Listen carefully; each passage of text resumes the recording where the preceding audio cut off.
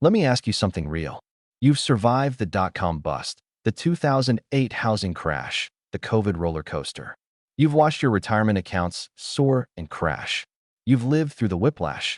And now you're facing 2026.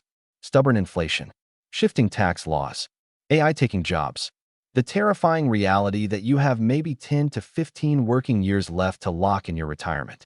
But here's the truth that changes everything. 2026 is not the year to panic. It's the year to recalibrate, to weaponize your decades of career wisdom, to ruthlessly optimize your portfolio for a higher-for-longer world, to build wealth not by luck, but by strategy. In this audiobook, you're going to learn exactly how to build wealth in 2026, and why it's not too late, it's right on time. Welcome. Take a breath. Settle in. Because what I'm about to tell you might be the most important thing you hear all year. This is not another self-help book. This is not another finance book. This is not another collection of motivational platitudes designed to make you feel good for a few minutes before you go back to your old habits. This is a wake-up call. This is a strategic playbook. This is your roadmap to building real wealth in a world that has completely changed. And I need you to pay attention. Because the game has shifted. The rules have changed. And if you keep playing by the old rules, you're going to lose. 2026 is not the year to panic. It's the year to recalibrate. Say that to yourself right now. 2026 is not the year to panic. It's the year to recalibrate. Let me tell you why this matters. Let me tell you why this moment is different. Let me tell you why everything you thought you knew about building wealth might be completely wrong. First, let's talk about the timeline. The reality. The brutal truth that most people refuse to acknowledge. If you're in your 40s, you have roughly 10 to 15 working years left. If you're in your 50s, you have even less. If you're in your 60s, the clock is ticking even louder. Now, I know what you're thinking. That's depressing. Why are you telling me this? Why are you making me feel old and anxious? Because I'm not here to make you feel comfortable. I'm here to make you think. I'm here to make you take action. I'm here to make you confront reality so you can actually do something about it. You have a choice. You can ignore the timeline. You can pretend you have forever. You can keep drifting along, hoping things will work out. You can keep telling yourself that you'll start saving next year, that you'll get serious about your finances when you have more time, that you'll figure it all out eventually. Or you can wake up. You can recognize the urgency. You can get strategic. You can make every single year count. 10 to 15 years is not a reason to panic. It's a reason to focus. It's a reason to be intentional. It's a reason to stop wasting time on things that don't matter and start building something that does. That's the key. The people who build real wealth aren't the ones who have the most time. They're the ones who use the time they have most effectively. They're the ones who understand that every year, every month, every week, every day is an opportunity to move closer to their goals. And here's what I want you to understand. 10 to 15 years is plenty of time. It's enough time to build a fortune. It's enough time to transform your financial life. It's enough time to create a legacy that lasts for generations. But only if you use it wisely. Only if you're strategic. Only if you stop making excuses and start taking action. Now, let's talk about why 2026 is different. Why this year, right now, is a unique moment in history. Why the old rules don't apply anymore. It's not about the past. It's about the present. Your parents built wealth in a different world. They had pensions. They had stable jobs. They had affordable housing. They had low inflation. They had predictable markets. They had a government that seemed to care about the middle class. That world is gone. It's not coming back. And if you're still playing by those old rules, you're going to get left behind. Here's what's happening right now in 2026. Interest rates are higher than they've been in decades. That means borrowing money is more expensive. That means your mortgage, your car loan, your credit card debt are all costing you more. That means the old strategy of leveraging cheap debt to build wealth is dead. Artificial intelligence is disrupting every industry. Jobs are being automated. Entire professions are being transformed. The skills that made you valuable 10 years ago might not be valuable tomorrow. And if you're not adapting, you're falling behind. Tax laws are shifting. The rules are changing. What worked for your parents in terms of tax planning might be completely irrelevant for you. And if you're not paying attention, you're leaving money on the table. The market is volatile. Uncertainty is the new normal. The old strategies of buy and hold might still work, but they're not enough anymore. You need to be smarter. You need to be more strategic. You need to be more intentional. You are the master of your own world. And the master of their world understands that you can't control the economy. You can't control interest rates. You can't control AI disruption. You can't control tax laws. You can't control the market. But you can control your response. You can control your strategy. You can control your actions. You can control what you do with the resources you have. That's what this audiobook is about. That's what these chapters will teach you. That's the difference between thriving and just surviving in 2026. Now, let me tell you something that might sound like a contradiction. Something that might seem to go against everything I've just said. 2026 is not about fear. It's about opportunity. Yes, the world has changed. Yes, the old rules don't work. Yes, there are challenges we've never faced before. But with every challenge comes opportunity. With every disruption comes a chance to innovate. With every shift comes a moment to get ahead. It's not about the fear. It's about the strategy. Most people will respond to 2026 with fear. They'll panic. They'll freeze. They'll make bad decisions. They'll give up. They'll retreat into their shells and hope everything works out. But you're not most people. You're here. You're listening. You're learning. You're preparing.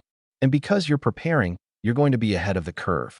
You're going to see opportunities that others miss. You're going to make moves that others are too afraid to make. You're going to build wealth that others can't even imagine. That's the power of understanding the moment.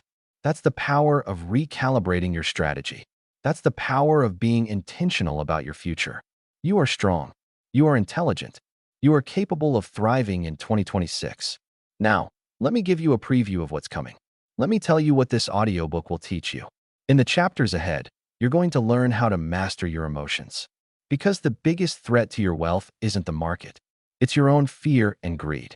It's your own impulsive decisions. It's your own lack of discipline. You're going to learn how to stop seeking validation. Because buying things to impress people who don't care about you is the fastest way to financial ruin.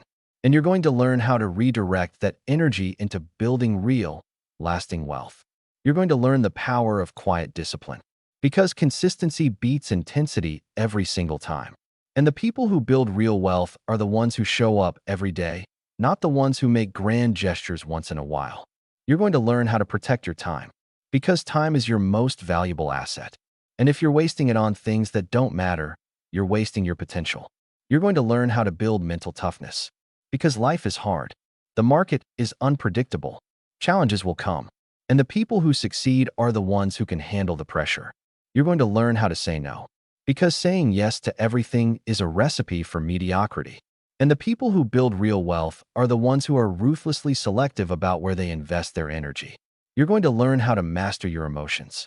Because emotional intelligence is more important than IQ when it comes to financial success. And the people who can keep their cool when everyone else is losing theirs will always come out ahead. You're going to learn practical financial strategies. Because mindset alone isn't enough. You need the tools. You need the tactics. You need the systems that actually build wealth. You're going to learn the power of generosity. Because giving doesn't make you poorer. It makes you richer. In ways that go far beyond money. And finally, you're going to learn how to design your second act. Because your best years aren't behind you. They're ahead of you. And you have the power to create a life of genuine abundance. You have a choice. You can keep doing what you've been doing. You can keep playing by the old rules. You can keep hoping that things will work out.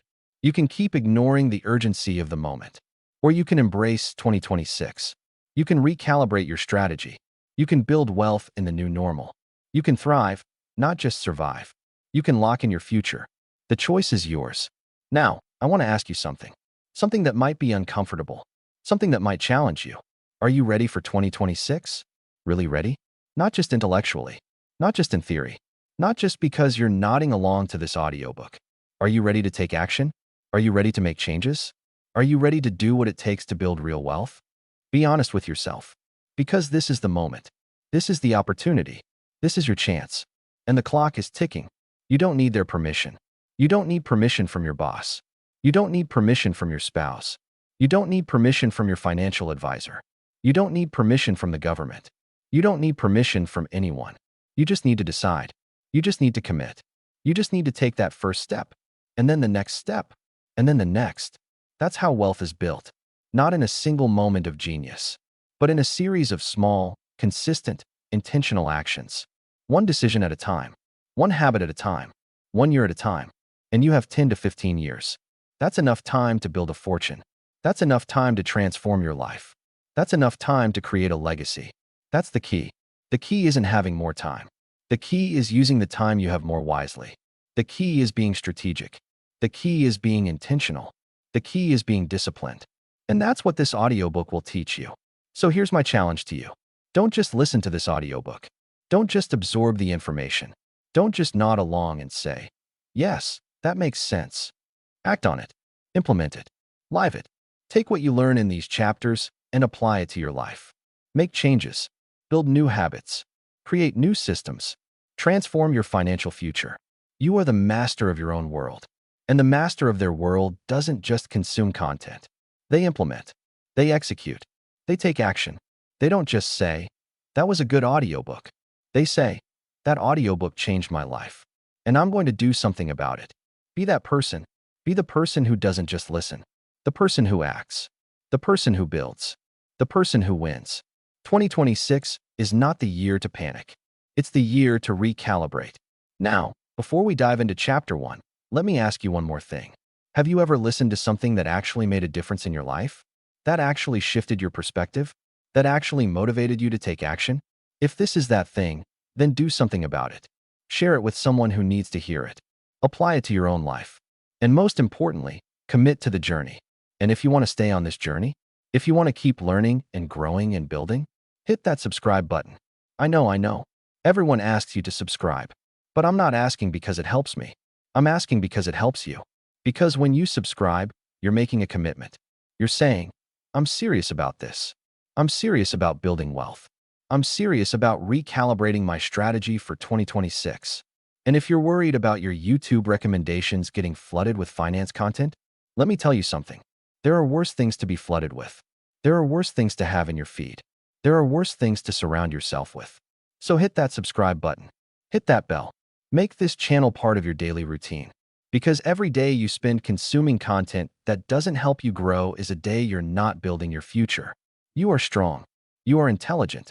You are ready for 2026. Now, let's get started. You've been introduced to the urgency and opportunity of 2026. You've been given the framework for what's to come. Now, let's dive into the first chapter. Moving to chapter 1. The next chapter is about something fundamental, something that most people get completely wrong. This chapter will teach you why your emotional state is more important than your investment strategy. It's called the fear factor, why your emotions are your biggest financial enemy. Moving to chapter 1, the silent wealth strategy, building fortune without the flash. This chapter is about something crucial, something you need to understand before you can build any real wealth. This chapter will teach you why 2026 is not your parents' economy and why the old rules don't work anymore. Let me start with a question. When was the last time you had a conversation with your parents about money? When was the last time you asked them for financial advice? If you're like most people, your parents probably gave you some version of the same advice. Go to college. Get a good job. Work hard. Save your money. Buy a house. Stay there for 30 years. Retire with a pension. Live happily ever after. And that advice worked. For them. In their world. In their economy. But here's the thing. That world is gone. That economy is dead. And if you're still following your parents' financial playbook, you're playing a game that doesn't exist anymore. The old rules don't apply. Time for a new playbook. Say that to yourself right now. The old rules don't apply. Time for a new playbook. Let's take a trip down memory lane. Let's look at what the world looked like when your parents were building their wealth. In the 1980s and 1990s, interest rates were falling. Mortgage rates went from 18% in the early 80s to around 7% by the late 90s. That meant borrowing money got cheaper and cheaper. It meant you could buy a house, watch it appreciate, and refinance your way to wealth. Inflation was relatively stable. Prices didn't go crazy. Your salary kept up with the cost of living. You could plan for the future with a reasonable amount of certainty. Jobs were predictable. You could work for the same company for 30 years. You could get a gold watch and a pension. You could count on your employer to take care of you in retirement. Taxes were relatively simple. The rules didn't change every year. You could plan your finances without needing a team of accountants and lawyers. The stock market was on a tear. The S&P 500 went from around 100 in the early 80s to over 1,500 by the year 2000. That's a 15-fold increase. That's a level of growth that's almost impossible to replicate. That's the key. Your parents had the wind at their backs. They had tailwinds. They had forces working in their favor that made it relatively easy to build wealth. You don't have those tailwinds. You have headwinds. Forces working against you. Forces that make it harder to build wealth than it was for your parents. And if you don't understand that, you're going to struggle. You're going to get frustrated. You're going to wonder why it's so much harder for you than it was for them. So let's talk about the headwinds. Let's talk about what's different in 2026. Let's talk about the new normal. It's not about the past. It's about the present. Interest rates are higher for longer. That means borrowing money is expensive. Your mortgage is more expensive. Your car loan is more expensive. Your credit card debt is more expensive. The cost of capital has gone up. That's a headwind. It's harder to buy a house. It's harder to start a business. It's harder to leverage debt to build wealth. Inflation is stubborn. Prices keep going up. Your grocery bill keeps going up. Your utility bills keep going up. Your insurance premiums keep going up. Everything costs more. That's a headwind. Your money doesn't go as far. Your savings are losing value in real terms. Your purchasing power is being eroded. AI is disrupting everything. Jobs are being automated. Entire industries are being transformed. The skills that made you valuable 5 years ago might not be valuable tomorrow. That's a headwind. You can't assume your job is safe. You can't assume your income will keep growing. You can't assume that your career will follow a predictable path. Tax policies are shifting. The rules keep changing. What worked for tax planning last year might not work this year. What worked for estate planning might be completely obsolete. That's a headwind. You can't set it and forget it. You can't assume that the tax code will stay the same. You have to stay informed. You have to stay agile. You have to stay prepared. You have a choice. You can complain about how unfair it is. You can be angry at your parents for having it easier. You can be bitter about the hand you've been dealt. Or you can accept reality. You can recognize that the game has changed. You can adapt. You can learn the new rules. You can develop a new playbook. The choice is yours. Now, let me tell you something that might make you feel better. Something that might give you hope. Yes, the headwinds are real. Yes, it's harder than it was for your parents. Yes, the old rules don't work anymore. But here's the thing. With every challenge comes opportunity. With every headwind comes a chance to innovate. With every shift comes a moment to get ahead. It's not about the obstacles. It's about the opportunities. Think about it. Higher interest rates mean you can earn more on your savings. You can get better returns on bonds and CDs. You can generate income from your cash that you couldn't generate before. Stubborn inflation means you need to be smarter about your investments. You need to own assets that appreciate faster than inflation. You need to think about real returns, not nominal returns. You need to be more strategic. AI disruption means you have the opportunity to learn new skills, to reinvent yourself, to build a career that's resistant to automation, to become more valuable in the new economy. Shifting tax policies mean you need to be more proactive about tax planning. You need to stay informed. You need to work with professionals. You need to be intentional about minimizing your tax burden. You are the master of your own world. And the master of their world doesn't see obstacles. They see opportunities. They don't see problems. They see possibilities. They don't see headwinds. They see challenges to overcome. That's the mindset shift you need to make. That's the transformation that this audiobook will help you achieve. Now, let's get specific. Let's talk about what the new normal actually looks like. Let's talk about the specific forces that are shaping the economy in 2026. First, we have higher for longer interest rates. The Federal Reserve has made it clear that they're not going back to the zero interest rate policy of the past. They're committed to fighting inflation. And that means interest rates are going to stay higher than we've been used to. That's the key. Higher interest rates change everything. They change the cost of borrowing. They change the return on savings. They change the valuation of assets. They change the behavior of investors. In a high interest rate world, you need to think differently about debt. You need to be more careful about borrowing. You need to prioritize paying down high interest debt. You need to be strategic about what you finance and what you pay cash for. In a high interest rate world, you need to think differently about savings. You can earn real returns on cash. You can generate income from bonds. You can build a portfolio that yields actual income. In a high interest rate world, you need to think differently about investments. Growth stocks become less attractive. Value stocks become more attractive. Dividends become more important. Income becomes more valuable. You are strong. You are intelligent. You can adapt to higher interest rates. Second, we have stubborn inflation.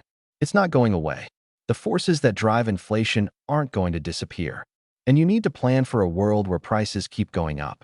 In an inflationary world, you need to own assets that appreciate. Real estate, stocks, commodities, collectibles, things that go up in value when money loses value. In an inflationary world, you need to be careful about cash. Cash loses value in real terms. You need to keep enough for emergencies, but not so much that you're losing purchasing power. In an inflationary world, you need to think about your income. Can you increase your earnings faster than inflation? Can you build skills that command higher wages? Can you create multiple streams of income?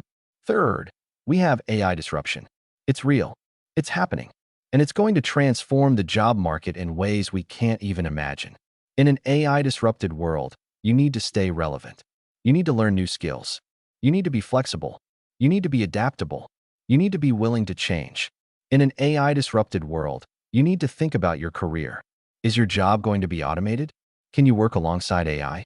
Can you do things that AI can't do? Can you provide value that machines can't provide? In an AI-disrupted world, you need to think about your income. Can you diversify your income streams? Can you build passive income? Can you create assets that generate cash flow? You have a choice. You can be afraid of AI. You can resist it. You can hope it goes away. Or you can embrace it. You can learn to use it. You can find ways to leverage it. You can become more valuable because of it. The choice is yours. Fourth, we have shifting tax policies. The government needs money. They're going to get it from somewhere. And that somewhere is probably going to be you. In a high-tax world, you need to be strategic about your finances. You need to maximize tax-advantaged accounts. You need to understand the tax implications of your investments. You need to work with professionals who can help you minimize your tax burden. In a high-tax world, you need to think about where you live. State taxes vary. Property taxes vary. Sales taxes vary. You need to consider the tax implications of where you choose to live and work. In a high-tax world, you need to think about estate planning. The government will take a big chunk of your assets if you don't plan properly. You need to structure your estate in a way that minimizes taxes and maximizes what you leave to your loved ones. You don't need their permission. You don't need permission to be strategic about your taxes. You don't need permission to minimize your tax burden. You don't need permission to plan your estate effectively. You need to take action. You need to be proactive. You need to be intentional. Now, let me tell you something that might surprise you. Something that might go against everything you've been told. Despite all these headwinds, 2026 is actually a great time to build wealth. Yes, you heard me right. A great time. Because when the rules change, when the game shifts, when the old strategies stop working, that's when new opportunities emerge. That's when people who are paying attention can get ahead. Think about it. When the real estate market crashed in 2008, people who had cash and courage bought properties for pennies on the dollar. They built fortunes. When the tech bubble burst in 2000, people who invested in quality companies at bargain prices made a killing. When COVID hit in 2020, people who didn't panic and stayed invested came out ahead. Every crisis creates opportunity. Every disruption creates winners. Every shift creates new fortunes. It's not about the crisis. It's about the response. The question isn't whether there are opportunities in 2026. There are. The question is whether you're paying attention. The question is whether you're prepared. The question is whether you're willing to take action. Because the people who will get ahead in this economy aren't the ones who are hiding in fear. They're the ones who are learning, adapting, and positioning themselves for the new reality. They're the ones who are saying, the old rules don't apply. Time for a new playbook. And that's what this audiobook is. That's what these chapters will give you. A new playbook. A strategy for the new normal. A plan for building wealth in 2026. You are the master of your own world. And the master of their world doesn't complain about the hand they've been dealt. They play the hand they've been dealt. They play it well. They play it strategically. They play it to win. So here's your challenge. Stop looking backwards. Stop wishing for the good old days. Stop comparing your situation to your parents' situation. The good old days are gone. Your parents' economy is dead. And that's okay, because you have a new game to play, a new normal to navigate, a new future to build. The old rules don't apply. Time for a new playbook. Now, I want you to think about something. Something that might be uncomfortable. Something that might challenge you. Are you ready to play by the new rules? Are you ready to develop a new playbook? Are you ready to build wealth in the new normal? Be honest with yourself. Because this is the moment. This is your chance. This is your opportunity. Don't let it pass you by. Don't let fear hold you back. Don't let complacency keep you stuck. 2026 is not the year to panic. It's the year to recalibrate. It's the year to adapt. It's the year to build. You are strong. You are intelligent. You are capable of thriving in the new normal. And before I close this chapter, let me ask you something. Have you ever listened to something that completely changed how you see the world? That shifted your perspective? That made you realize that everything you thought you knew was wrong? If this is that thing, then don't let it be just another piece of content. Don't let it fade away. Don't let it be forgotten. Apply it. Implement it. Live it. And if you want to keep getting this kind of content, if you want to keep learning and growing and adapting, hit that subscribe button. I know. Every YouTube creator asks you to subscribe. But let me tell you something that most of them won't.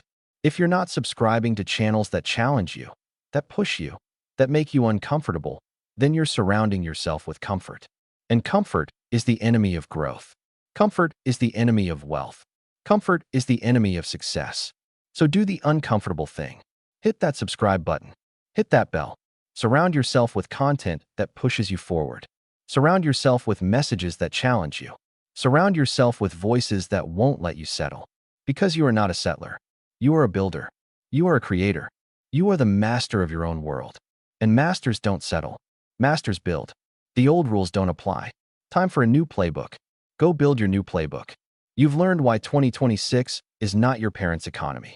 You've understood the headwinds and the opportunities. Now, let's talk about the biggest obstacle to your financial success. Moving to Chapter 2. The next chapter is about something that might surprise you. Something that most people completely underestimate. This chapter will teach you why your emotions are the biggest threat to your wealth. It's called the fear factor. Why your emotions are your biggest financial enemy. Moving to Chapter 2. This chapter is about something uncomfortable. Something most people avoid at all costs. This chapter will teach you how to perform a wealth autopsy and confront the money blind spots that are silently destroying your future. Let me ask you a question. When was the last time you actually sat down and looked at your finances? Really looked at them. Not just glanced at your bank balance. Not just checked your credit card statement. Not just paid the minimums and hoped for the best. When was the last time you did a full, honest, brutal audit of your financial life? If you're like most people, the answer is probably never. Or maybe once, years ago, when you were scared enough to take a look. Or maybe you've been avoiding it completely, hoping that if you don't look, the problems will somehow fix themselves. I need to tell you something. Something that might hurt. Something that might make you uncomfortable. You can't fix what you won't see. Time for a wealth autopsy. Say that to yourself right now. You can't fix what you won't see. Time for a wealth autopsy. I want you to imagine something. Imagine you're a doctor, and a patient comes to you with a pain in their chest. But they refuse to let you run any tests. They refuse to let you examine them. They refuse to let you look at what's really going on. They just want you to give them a pill and make the pain go away. What would you do? What would you tell them? You'd tell them they're being ridiculous. You'd tell them that you can't fix what you can't see. You'd tell them that without a proper diagnosis, you're just guessing. And guessing with someone's health is dangerous. That's the key. Your financial health is no different. You can't fix what you won't see. You can't solve problems you refuse to acknowledge. You can't build wealth while ignoring the leaks in your financial ship. Yet that's exactly what most people do. They avoid. They deny. They pretend. They hope. And their finances slowly, quietly, painfully erode. You've seen it happen. Maybe you've even experienced it yourself. The lifestyle creep that slowly inflates your expenses. The emotional spending that fills a void but empties your bank account. The underperforming job you stayed in too long because it was comfortable. The hard conversations you avoided because they were too difficult. These are money blind spots. These are the things you can't see because you don't want to see them. And they are destroying your financial future. You have a choice. You can keep avoiding. You can keep pretending. You can keep hoping that things will magically get better. Or you can do the hard thing. You can open your eyes. You can look at the truth. You can perform a wealth autopsy. The choice is yours. Now let me explain what a wealth autopsy actually is. It's not complicated. It's not technical. It's just brutally honest. A wealth autopsy is a systematic examination of your financial life. It's looking at every dollar that comes in and every dollar that goes out. It's examining your assets and your liabilities. It's analyzing your income and your expenses. It's understanding your financial habits and patterns. But more than that, it's understanding the psychology behind those numbers. Why do you spend the way you spend? Why do you save the way you save? Why do you invest the way you invest? Why do you avoid the way you avoid? It's not about the numbers. It's about the stories behind the numbers. The numbers are just symptoms.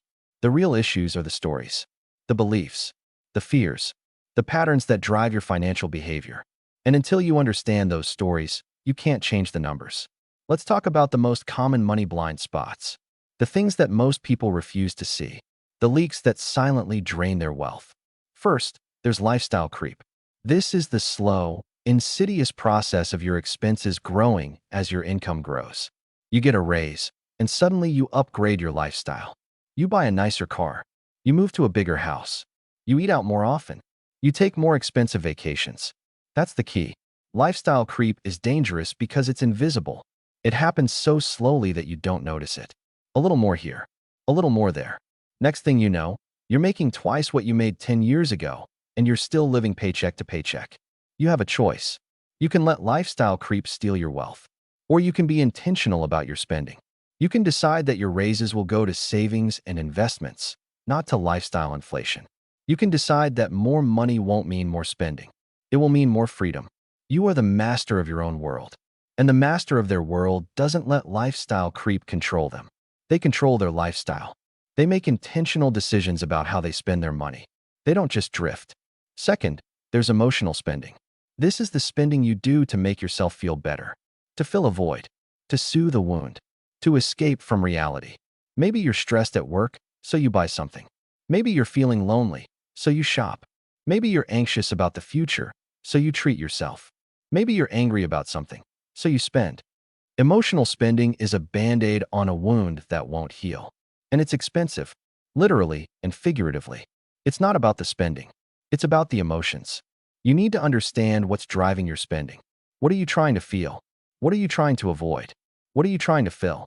And you need to find healthier ways to address those emotions. Exercise, meditation, therapy, hobbies, connection with others. Anything that doesn't involve spending money you don't have on things you don't need. Third, they're staying too long in underperforming jobs. This is a big one. This is the silent killer of wealth. You stay at a job that doesn't pay you what you're worth. You stay at a job that doesn't challenge you. You stay at a job that doesn't provide growth opportunities. You stay at a job that's slowly draining your soul. Why? Because it's comfortable. Because it's safe. Because you're afraid of change. Because you've been there for so long that leaving feels impossible. You have a choice. You can stay in that job and watch your earning potential stagnate. You can stay in that job and watch your peers pass you by. You can stay in that job and wonder why everyone else seems to be getting ahead. Or you can take a risk. You can look for better opportunities. You can negotiate for higher pay. You can build skills that make you more valuable. You can change careers if you need to. The choice is yours. Fourth, there's avoiding hard conversations. This is the thing that destroys relationships and finances simultaneously. You avoid talking about money with your spouse. You avoid talking about your financial struggles with anyone. You avoid asking for a raise. You avoid negotiating a better deal. You avoid confronting the reality of your situation. Why? Because it's awkward. Because it's uncomfortable. Because it's scary. Because you're afraid of what people will think. You don't need their permission.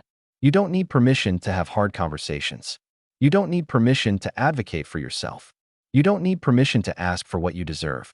You don't need permission to face reality. Hard conversations are like ripping off a Band-Aid.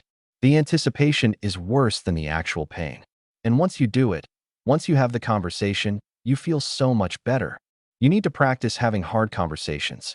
You need to get comfortable with discomfort. You need to understand that avoiding the conversation is more expensive than having it. You are strong. You are intelligent. You can have hard conversations. Now, let me guide you through the wealth autopsy process. This is how you do it. This is how you confront your money blind spots. Step 1. Gather all your financial documents. Bank statements, credit card statements, investment accounts, mortgage documents, loan documents, tax returns, everything. I know this feels overwhelming. I know this feels uncomfortable, but you need to do it. You need to see the whole picture. You can't fix what you won't see. Step 2. Categorize your expenses, not just the big categories. Every single expense, every coffee, every subscription, every meal out, every impulse purchase. This is where the real insights come. This is where you discover the leaks. This is where you see where your money is really going. I want you to look at your spending and ask yourself one question. Is this expense aligned with my values? Is this expense moving me closer to my goals? Or is this expense just a habit, a convenience, an escape? Step 3. Analyze your income. Where is it coming from? Is it diversified? Could it be higher? Are you being paid what you're worth? Most people spend all their time thinking about expenses and no time thinking about income. But income is just as important, maybe even more important. Can you negotiate a raise? Can you change jobs? Can you start a side hustle? Can you build passive income? Step 4. Examine your assets and liabilities. What do you own? What do you owe? What's your net worth? This is the bottom line. This is the ultimate measure of your financial health. And for most people, it's a number they don't even know. Calculate your net worth. Today, right now, be honest. Be accurate. Don't inflate your assets. Don't hide your liabilities. It might be uncomfortable. It might be sobering. But it's the starting point. It's the baseline. It's the foundation for everything else. That's the key. Once you know your net worth, you can track it. You can measure your progress. You can see if you're moving in the right direction. You can adjust your strategy if you're not. Step 5. Identify your financial patterns. This is the psychological part. This is where you understand the stories behind the numbers. Why do you spend the way you spend? Why do you avoid looking at your finances? Why are you afraid of hard conversations? What are your money beliefs? Where did they come from? Are they serving you or hurting you? This is the hardest part. This is the part that most people skip. But this is also the most important part. Because until you understand your patterns, you can't change them. Step 6. Identify your blind spots. What are you missing? What are you avoiding? What are you pretending isn't there? Maybe it's that credit card debt you've been ignoring. Maybe it's that underperforming investment you've been holding on to.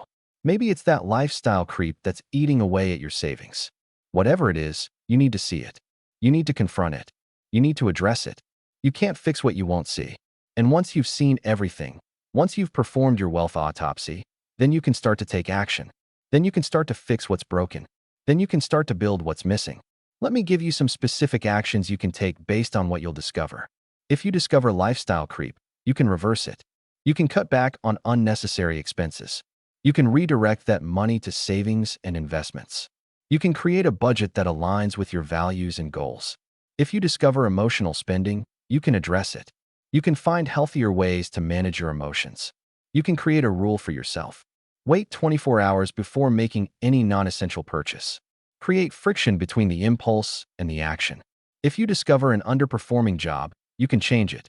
You can update your resume. You can network. You can apply for new positions. You can invest in your skills. You can take control of your career. If you discover avoiding hard conversations, you can practice them. You can rehearse what you're going to say. You can write down your talking points. You can start with smaller conversations and work your way up. You are the master of your own world. And the master of their world doesn't avoid reality. They confront it. They examine it. They understand it. And then they change it. Now, I want to share something with you. Something that might help you get through this process. The wealth autopsy is not about judgment. It's about awareness. It's not about shaming yourself for past mistakes. It's about understanding so you can make better decisions in the future. We all have money blind spots. We all have patterns that don't serve us. We all have things we'd rather not see. But the people who build real wealth are the ones who see anyway. The ones who confront anyway. The ones who change anyway. They don't let their blind spots stay blind. They don't let their leaks stay leaks. They don't let their patterns stay patterns. It's not about the mistakes. It's about the learning. So don't be ashamed of what you find. Be grateful. Grateful that you're finally seeing the truth. Grateful that you can finally take action. Grateful that you can finally change your financial future. Because once you see, you can't unsee. And once you see, you have to act. And once you act, you can transform. That's the power of the wealth autopsy. That's why this chapter is so important. That's why you need to do this work. You can't fix what you won't see. Time for a wealth autopsy. Now, before I close this chapter, I want to give you a challenge. A practical, actionable challenge. This week, perform your wealth autopsy. Set aside 2 hours. 2 hours of uninterrupted time. No distractions. No excuses. Gather your documents.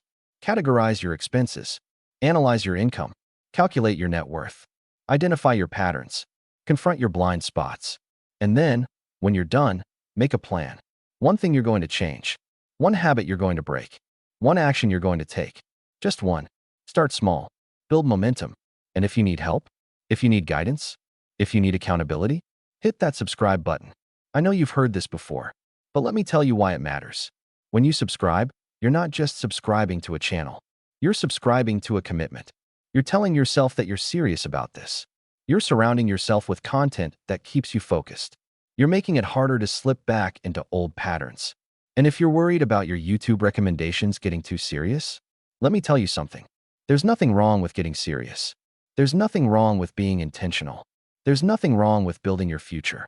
So hit that subscribe button. Hit that bell. Make this channel part of your journey. Because you are a builder.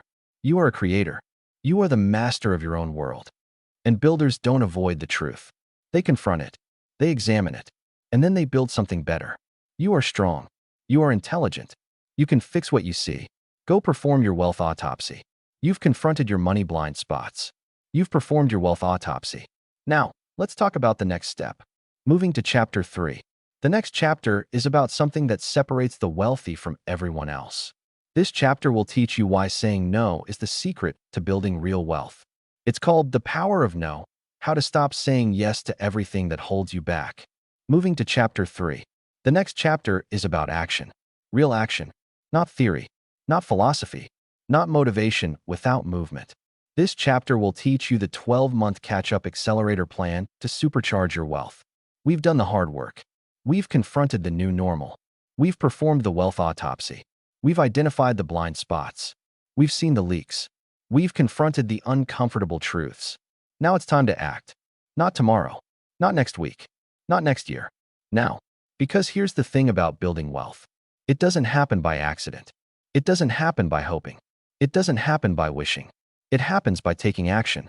Consistent, intentional, strategic action. And you have 12 months. 12 months to make a significant impact on your financial future. 12 months to accelerate your wealth. 12 months to get back on track. 12 months to accelerate. One step at a time. Say that to yourself right now. 12 months to accelerate. One step at a time. Now, I know what some of you are thinking. 12 months? That's not enough time. I need years to build real wealth. I need decades. 12 months is just a drop in the bucket. Wrong. 12 months is plenty of time. 12 months is enough time to change your trajectory. 12 months is enough time to make significant progress. 12 months is enough time to transform your financial future. Think about it. In 12 months, you could increase your income by 20%. You could eliminate thousands of dollars in debt. You could build a six-figure investment portfolio. You could create multiple streams of income. You could completely change your financial picture. That's the key. The key isn't having more time. The key is using the time you have more effectively. The key is being strategic. The key is being intentional. The key is being disciplined. And that's exactly what the Catch-Up Accelerator is designed to do. It's a 12-month plan to supercharge your wealth. Month by month. Action by action. A clear path to financial recalibration. Let me tell you what this plan looks like. Let me walk you through the 12 months. Let me give you the specific actions you need to take. Month 1, the financial inventory. This is where you start. This is the foundation. Month 1 is about completing your wealth autopsy, about getting completely clear on where you stand. In month 1, you gather all your financial documents. You calculate your net worth. You categorize your expenses. You analyze your income. You identify your patterns. You confront your blind spots. You can't fix what you won't see. And you need to see everything before you can start building. You have a choice. You can skip this step. You can pretend you already know everything. You can tell yourself you don't need to do the work. Or you can be honest. You can be thorough. You can lay the foundation for everything else. The choice is yours. Month 2, the income maximization. Now that you know where you stand, it's time to focus on the top line. Your income. Because you can't save what you don't earn. You can't invest what you don't have. In month 2, you focus on maximizing your income. You negotiate a raise. You apply for a new job. You start a side hustle. You build skills that command higher pay. This is one of the most powerful things you can do. Because increasing your income has a compounding effect. More income means more savings. More savings means more investments. More investments mean more wealth. It's not about the pennies. It's about the dollars. Stop worrying about cutting your coffee budget. Start worrying about increasing your earning potential. The coffee budget is pennies. The raise is dollars.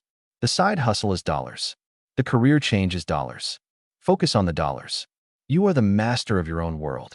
And the master of their world doesn't settle for less than their worth. They advocate for themselves. They negotiate. They build. They grow. Month 3, the expense audit. Now it's time to look at the bottom line. Your expenses. Where is your money actually going? In month 3, you do a brutal expense audit. You look at every single expense. You ask yourself one question. Does this expense align with my values? Does it move me closer to my goals? If the answer is no, you cut it. If the answer is maybe, you question it. If the answer is yes, you keep it. This is not about deprivation. This is about alignment. This is about making sure your money is going where it matters. This is about cutting the leaks so your wealth can grow. You don't need their permission. You don't need permission to cut expenses. You don't need permission to live below your means. You don't need permission to prioritize your future over your present. Month 4, the debt attack. Debt is the enemy of wealth. It's a drag on your finances. It's a drain on your resources. It's a burden on your future. In month 4, you attack your debt. You identify your highest interest debt. You focus on paying it off as quickly as possible. You use every available dollar to eliminate it. High interest debt is an emergency. It's a crisis. It's a fire that's burning your wealth. You need to put it out. You are strong. You are intelligent. You can eliminate your debt. Month 5, the emergency fund. Now that you've addressed your debt, it's time to build a buffer, an emergency fund, a safety net, a cushion between you and financial disaster. In month 5, you build your emergency fund. 3 to 6 months of living expenses. Money that's accessible. Money that's safe. Money that's there when you need it. Life happens. Emergencies happen. Unexpected expenses happen. If you don't have an emergency fund, you'll go into debt when they happen. And that will undo all your progress. That's the key. The emergency fund is the foundation of financial stability. It's the difference between a setback and a disaster. It's the difference between a problem and a crisis. Month 6, the retirement reboot. Now it's time to focus on the long game. Your retirement.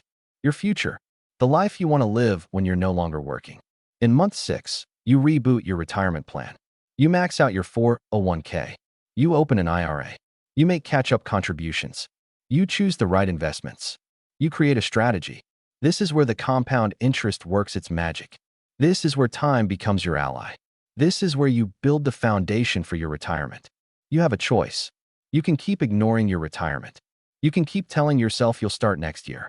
You can keep hoping that something will change. Or you can take control. You can start now. You can make the contributions. You can build the future. The choice is yours. Month 7, the investment strategy. You've built your emergency fund. You've rebooted your retirement. Now it's time to think about investments. Building wealth outside of retirement accounts. Creating multiple streams of income. In month 7, you develop your investment strategy. You look at stocks, bonds, real estate, and other assets. You diversify your portfolio. You manage your risk. You build for the future. It's not about the quick win. It's about the long game. Investing is not gambling. It's not speculation. It's not trying to get rich quick. It's about building wealth over time.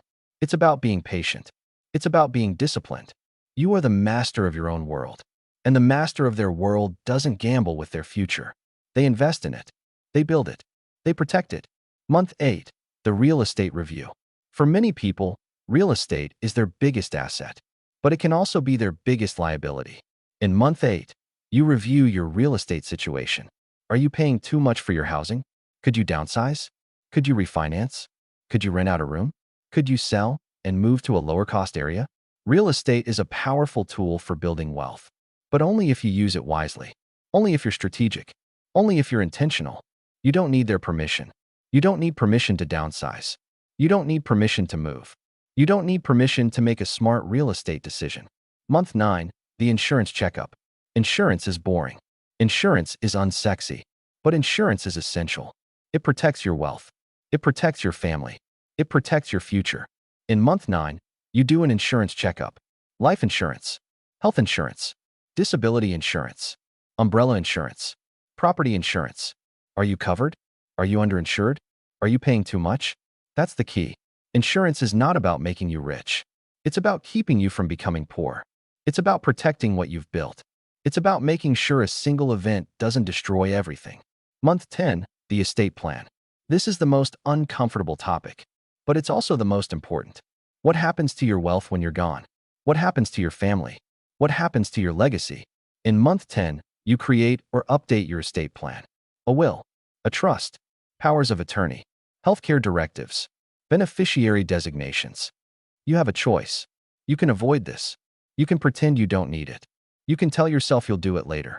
Or you can take control. You can protect your family. You can protect your legacy.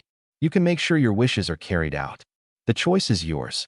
Month 11, the tax strategy. Taxes are one of your biggest expenses, and most people pay way more than they need to. In month 11, you develop your tax strategy. You maximize deductions. You use tax-advantaged accounts. You harvest losses. You defer income. You accelerate deductions. You work with a professional. It's not about cheating. It's about being smart. The tax code is complicated, but it's also full of opportunities. Opportunities to reduce what you owe. Opportunities to keep more of what you earn. Opportunities to build your wealth. You are strong. You are intelligent. You can be tax efficient. Month 12, the celebration and recalibration. You've done it. You've completed the 12-month catch-up accelerator. You've made significant progress. You've transformed your financial picture. You've accelerated your wealth. But the work doesn't stop here. Month 12 is about celebration and recalibration. Celebrating how far you've come and recalibrating your plan for the next 12 months. Because building wealth is not a one-time event. It's a lifelong journey. It's a continuous process. It's a habit, a discipline, a way of life. 12 months to accelerate. One step at a time. Now, let me give you some additional strategies. Some ways to supercharge your catch-up accelerator. First, automate everything. Set up automatic transfers to savings, automatic contributions to retirement, automatic payments for debt. Automation removes willpower from the equation. It makes discipline automatic. Second, create accountability. Tell someone what you're doing. Share your goals. Share your progress. Find a partner. Join a group.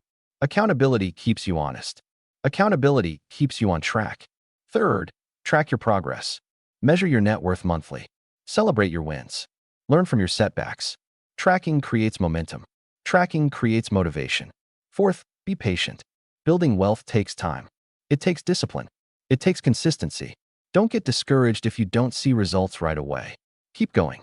Keep building. Keep growing. You have a choice. You can follow this plan. You can take these actions. You can transform your financial future. Or you can ignore it. You can go back to your old habits. You can continue your old patterns. You can stay where you are. The choice is yours. But let me tell you something. This 12-month plan works. I've seen it work for countless people.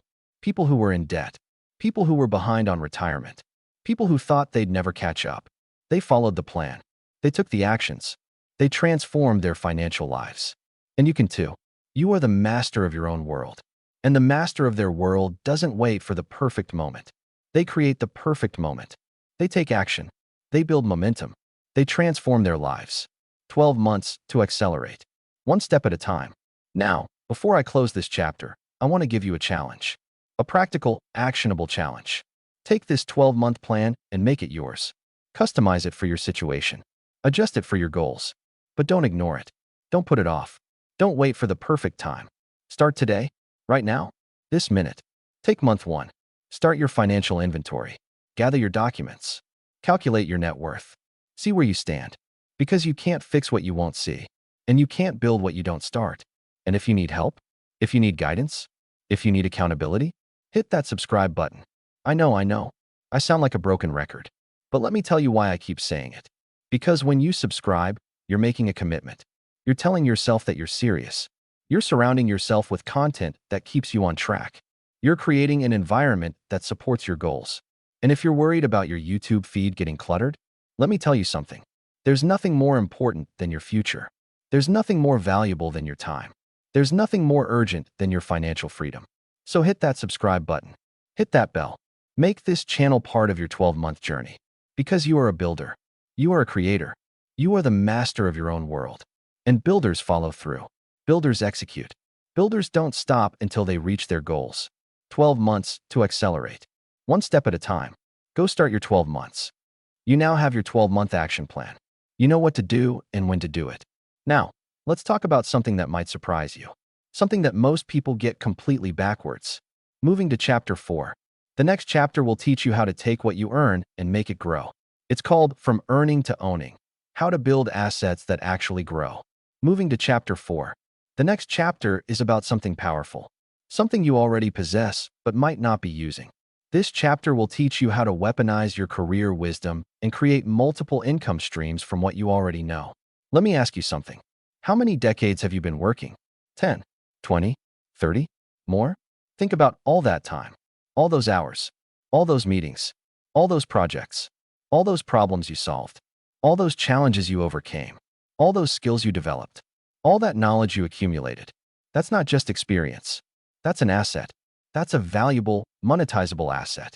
And most people leave it completely untapped. They spend decades building expertise. And then they retire. And all that expertise goes with them. It disappears. It's gone. It never generates another dollar. Your experience is an asset.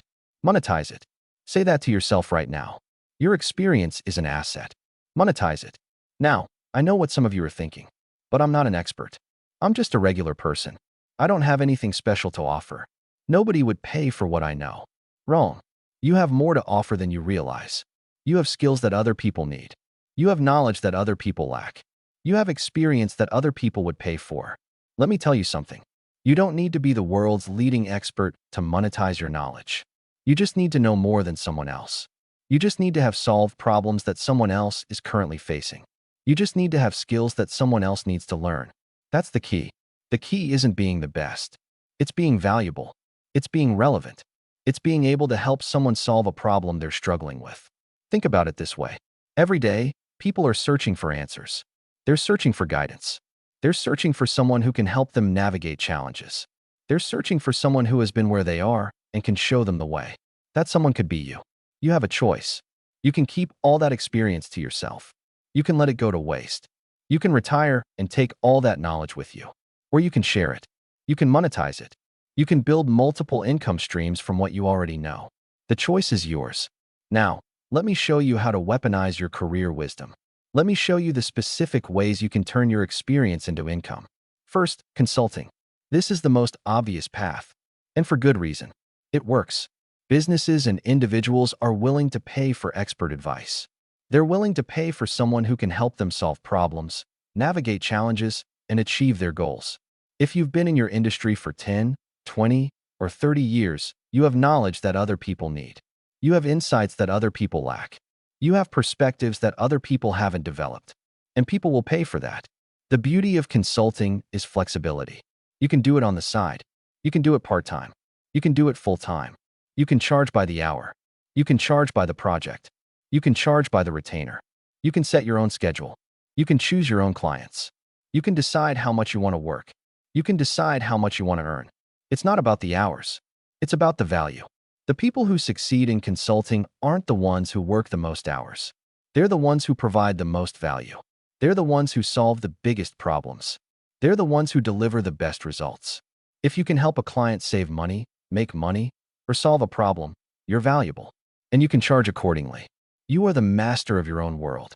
And the master of their world understands that their expertise has value.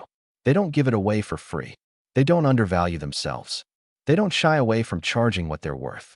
Second, fractional executive roles. This is a growing trend. More and more companies are hiring fractional executives. Part-time CFOs, CMOs, CTOs, and other leaders. People who come in for a few days a month to provide strategic guidance. Why? Because not every company can afford a full-time executive. Not every company needs a full-time executive. But they still need the expertise. They still need the guidance. They still need someone who can help them navigate complex challenges. If you've been a leader in your industry, you're a perfect candidate for a fractional role. You can work with multiple companies. You can earn multiple income streams. You can have variety and flexibility. You don't need their permission. You don't need permission to become a fractional executive. You don't need permission to offer your services to multiple companies. You don't need permission to create the career you want. Third, digital products. This is where the magic happens. This is where you can scale your expertise. This is where you can reach a global audience. This is where you can create passive income from your knowledge. What kind of digital products? Online courses, ebooks, workbooks, templates, toolkits, video training, audio programs, membership sites, software, apps. The possibilities are endless. The beauty is that once you create a digital product, you can sell it over and over again. You can reach people all over the world. You can generate income while you sleep. That's the key. Digital products are the ultimate leverage. They allow you to monetize your expertise once and sell it infinitely. They allow you to help thousands of people without working thousands of hours. Think about it. If you write an ebook, you spend a few months creating it, and then you can sell it for years. If you create an online course, you spend a few months developing it, and then you can enroll students for years. That's passive income. That's leverage. That's freedom. You are strong. You are intelligent. You can create digital products from your expertise. Fourth, teaching. People want to learn. They want to develop new skills. They want to advance their careers. They want to achieve their goals. If you have skills and knowledge that others want to learn, you can teach. You can teach workshops. You can teach seminars. You can teach online courses. You can teach one-on-one. You can teach in person. You can teach virtually. Teaching is a natural extension of your expertise. It's a way to share what you know.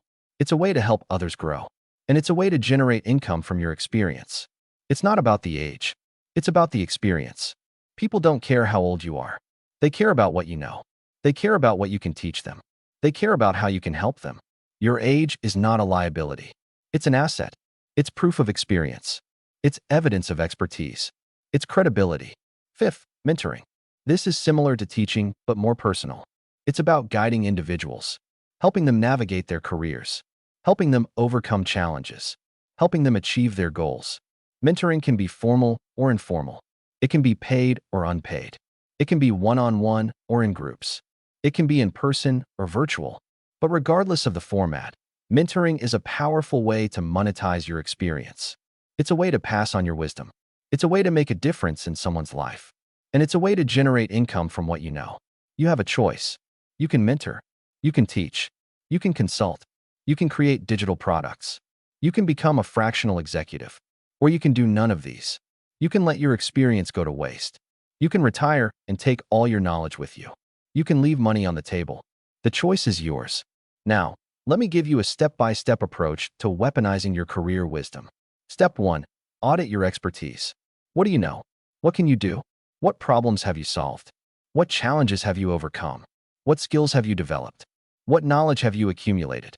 Write it all down. Don't be modest. Don't minimize yourself. Be honest about what you know and what you can do. Step 2. Identify your audience. Who needs what you know? Who would benefit from your expertise? Who would pay for your knowledge? Think about the people you've helped throughout your career. Think about the problems you've solved. Think about the value you've provided. Those are your potential clients. Those are your potential students. Those are your potential customers. Step 3. Choose your vehicle. How are you going to deliver your expertise? Consulting? Fractional executive roles? Digital products? Teaching? Mentoring? You can choose one. You can choose multiple. You can start with one and add more over time. The important thing is to choose something and start. Don't get paralyzed by analysis. Don't wait for the perfect plan. Just start. Step 4. Create your offering. This is where you package your expertise. You create a consulting package. You design a course. You write an ebook. You develop a workshop. You build a coaching program. The key is to make it easy for people to buy. Clear what they're getting. Clear what it costs. Clear how to purchase. Step 5. Promote yourself. People need to know you exist. They need to know what you offer. They need to know why they should work with you. This is where marketing comes in. This is where you share your expertise. This is where you build your reputation. This is where you attract clients. You can use social media. You can write articles. You can speak at events. You can network. You can partner with others. You can leverage your existing relationships. You don't need their permission. You don't need permission to promote yourself. You don't need permission to share your expertise. You don't need permission to build a business around what you know. Step 6. Deliver value. This is the most important step. This is where you prove your worth. This is where you build your reputation. This is where you earn referrals and repeat business. When you deliver value, people notice. When you solve problems, people remember. When you help others succeed, they tell others. And that's how you build a sustainable income stream from your expertise. You are the master of your own world, and the master of their world delivers value. They don't just talk about what they can do. They do it. They provide results. They make a difference. Now, let me address some common objections, some fears that might be holding you back. I'm not good enough. Yes, you are. You have more experience than you realize. You have more knowledge than you think. You have more to offer than you believe. Imposter syndrome is real, but it's also a lie. It's your fear talking. It's your doubt talking. It's not the truth. The truth is, you have value. You have expertise. You have something to offer. I'm too old. No, you're not. Age is not a liability. It's an asset. It's proof of experience. It's evidence of expertise. It's credibility. People don't want to learn from someone who's been doing something for 5 years. They want to learn from someone who's been doing it for 20. They want experience. They want wisdom. They want someone who has been there and done that. That's you. I don't have time. Make time. This is important. This is about your future. This is about your financial freedom. This is about leveraging your experience to build wealth. You can start small. You can do it on the weekends. You can do it in the evenings. You can do it during your commute. But you need to start. You need to prioritize. You need to invest in yourself. You are strong. You are intelligent. You are capable of building multiple income streams. Now, let me give you an example. A real-world example of someone who weaponized their career wisdom. Meet Sarah. Sarah spent 20 years in human resources. She was good at her job. She was respected. She was well compensated. But Sarah knew she had more to offer. She knew she had insights that other people needed. She knew she had skills that other people would pay for. So Sarah started consulting. She helped small businesses with their HR challenges. She helped startups build their teams. She helped companies navigate complex employment issues. Then Sarah created an online course, a step-by-step guide to building a high-performance team. She sold it to HR professionals and business owners. Then Sarah wrote an ebook, a guide to employee retention in the modern workplace. She sold it on Amazon. Then Sarah started mentoring. She worked with young HR professionals. She helped them accelerate their careers. She helped them avoid the mistakes she'd made. Today, Sarah has multiple income streams: consulting, courses, ebooks, mentoring. She's built a portfolio of income from her expertise. She's created financial freedom for herself. She's made a difference in countless lives. And she's not special. She's not a genius. She's not a celebrity. She just took action. She recognized the value of her experience. She found ways to monetize it. She built multiple income streams. That's the key. The key isn't being special. The key is taking action. The key is recognizing your value. The key is finding ways to monetize your expertise. And you can do the same thing. You have decades of experience. You have valuable skills. You have knowledge that people need. Your experience is an asset. Monetize it. Now, before I close this chapter, I want to give you a challenge. A practical, actionable challenge. Take out a piece of paper. Write down your skills. Write down your knowledge. Write down your experience. Write down the problems you've solved. Write down the value you've provided. And then, for each item, ask yourself one question. Who would pay for this? Who needs this? Who would benefit from what I know? You'll be surprised at the answers. You'll be surprised at the opportunities. You'll be surprised at the potential. And then, take one action. One small step. One baby step. Create a LinkedIn profile. Write a blog post. Record a video. Offer to help someone. Start a conversation. Just one action. That's all it takes to start. That's all it takes to begin weaponizing your career wisdom. You have a choice. You can keep your expertise to yourself. You can let it go to waste. You can retire and take all that knowledge with you. Or you can share it. You can monetize it. You can build multiple income streams. You can create financial freedom. The choice is yours. And if you want to keep learning, if you want to keep growing, if you want to keep building, hit that subscribe button. I know. You've heard me say this before, but let me tell you why it matters. Because when you subscribe, you're telling yourself that you're serious. You're surrounding yourself with content that pushes you forward. You're creating an environment that supports your growth. And if you're worried about your YouTube recommendations getting too work-focused, let me tell you something. Your future is worth it. Your freedom is worth it. Your family is worth it. So hit that subscribe button. Hit that bell. Make this channel part of your journey. Because you are a builder. You are a creator. You are the master of your own world. Your experience is an asset. Monetize it. Go monetize your experience. You've learned how to weaponize your career wisdom. You know how to build multiple income streams. Now, let's talk about something that might be even more powerful. Moving to Chapter 5. The next chapter is about the most valuable asset you have. This chapter will teach you how to protect and leverage your time. It's called the time asset, protecting your most valuable resource. Moving to Chapter 5. The next chapter is about something that's probably keeping you up at night. Something that's changing everything. This chapter will teach you how to thrive in a world where AI is transforming the job market. Let me ask you something. When you hear the words artificial intelligence, what do you feel? Curiosity? Excitement? Or fear? Anxiety? Dread? If you're like most people, you probably feel a mix of all of these. You're curious about what AI can do. You're excited about the possibilities. But you're also afraid. Afraid that AI will replace you. Afraid that your skills will become obsolete. Afraid that you'll be left behind. And let me be honest with you. That fear is not entirely unfounded. AI is transforming the job market. Some jobs will disappear. Others will be created. The landscape is shifting. And if you're not paying attention, you could be caught off guard. But here's the thing. Fear doesn't help. Anxiety doesn't help. Panic doesn't help. What helps is understanding. What helps is preparation. What helps is strategy. AI is not your enemy. It's your tool. Learn to use it. Say that to yourself right now. AI is not your enemy. It's your tool. Learn to use it. Let me tell you a story. A story about two people in the same industry. Both are accountants. Both have been doing the job for 20 years. Both are good at what they do. The first accountant hears about AI and panics. He thinks, this is going to replace me. I'm going to lose my job. Everything I've worked for is going to disappear. He does nothing. He waits. He hopes AI will go away. He refuses to learn anything new. He stays in his comfort zone. The second accountant hears about AI and gets curious. He thinks, how can I use this? How can this make me better at my job? How can this help me serve my clients better? He starts learning. He takes a course on AI for accounting. He experiments with AI tools. He finds ways to automate routine tasks. He frees up his time for higher value work. He becomes more valuable to his clients. He makes more money. He has more job security. That's the key. The key isn't resisting AI. The key is embracing it. The key isn't fighting the change. The key is adapting to it.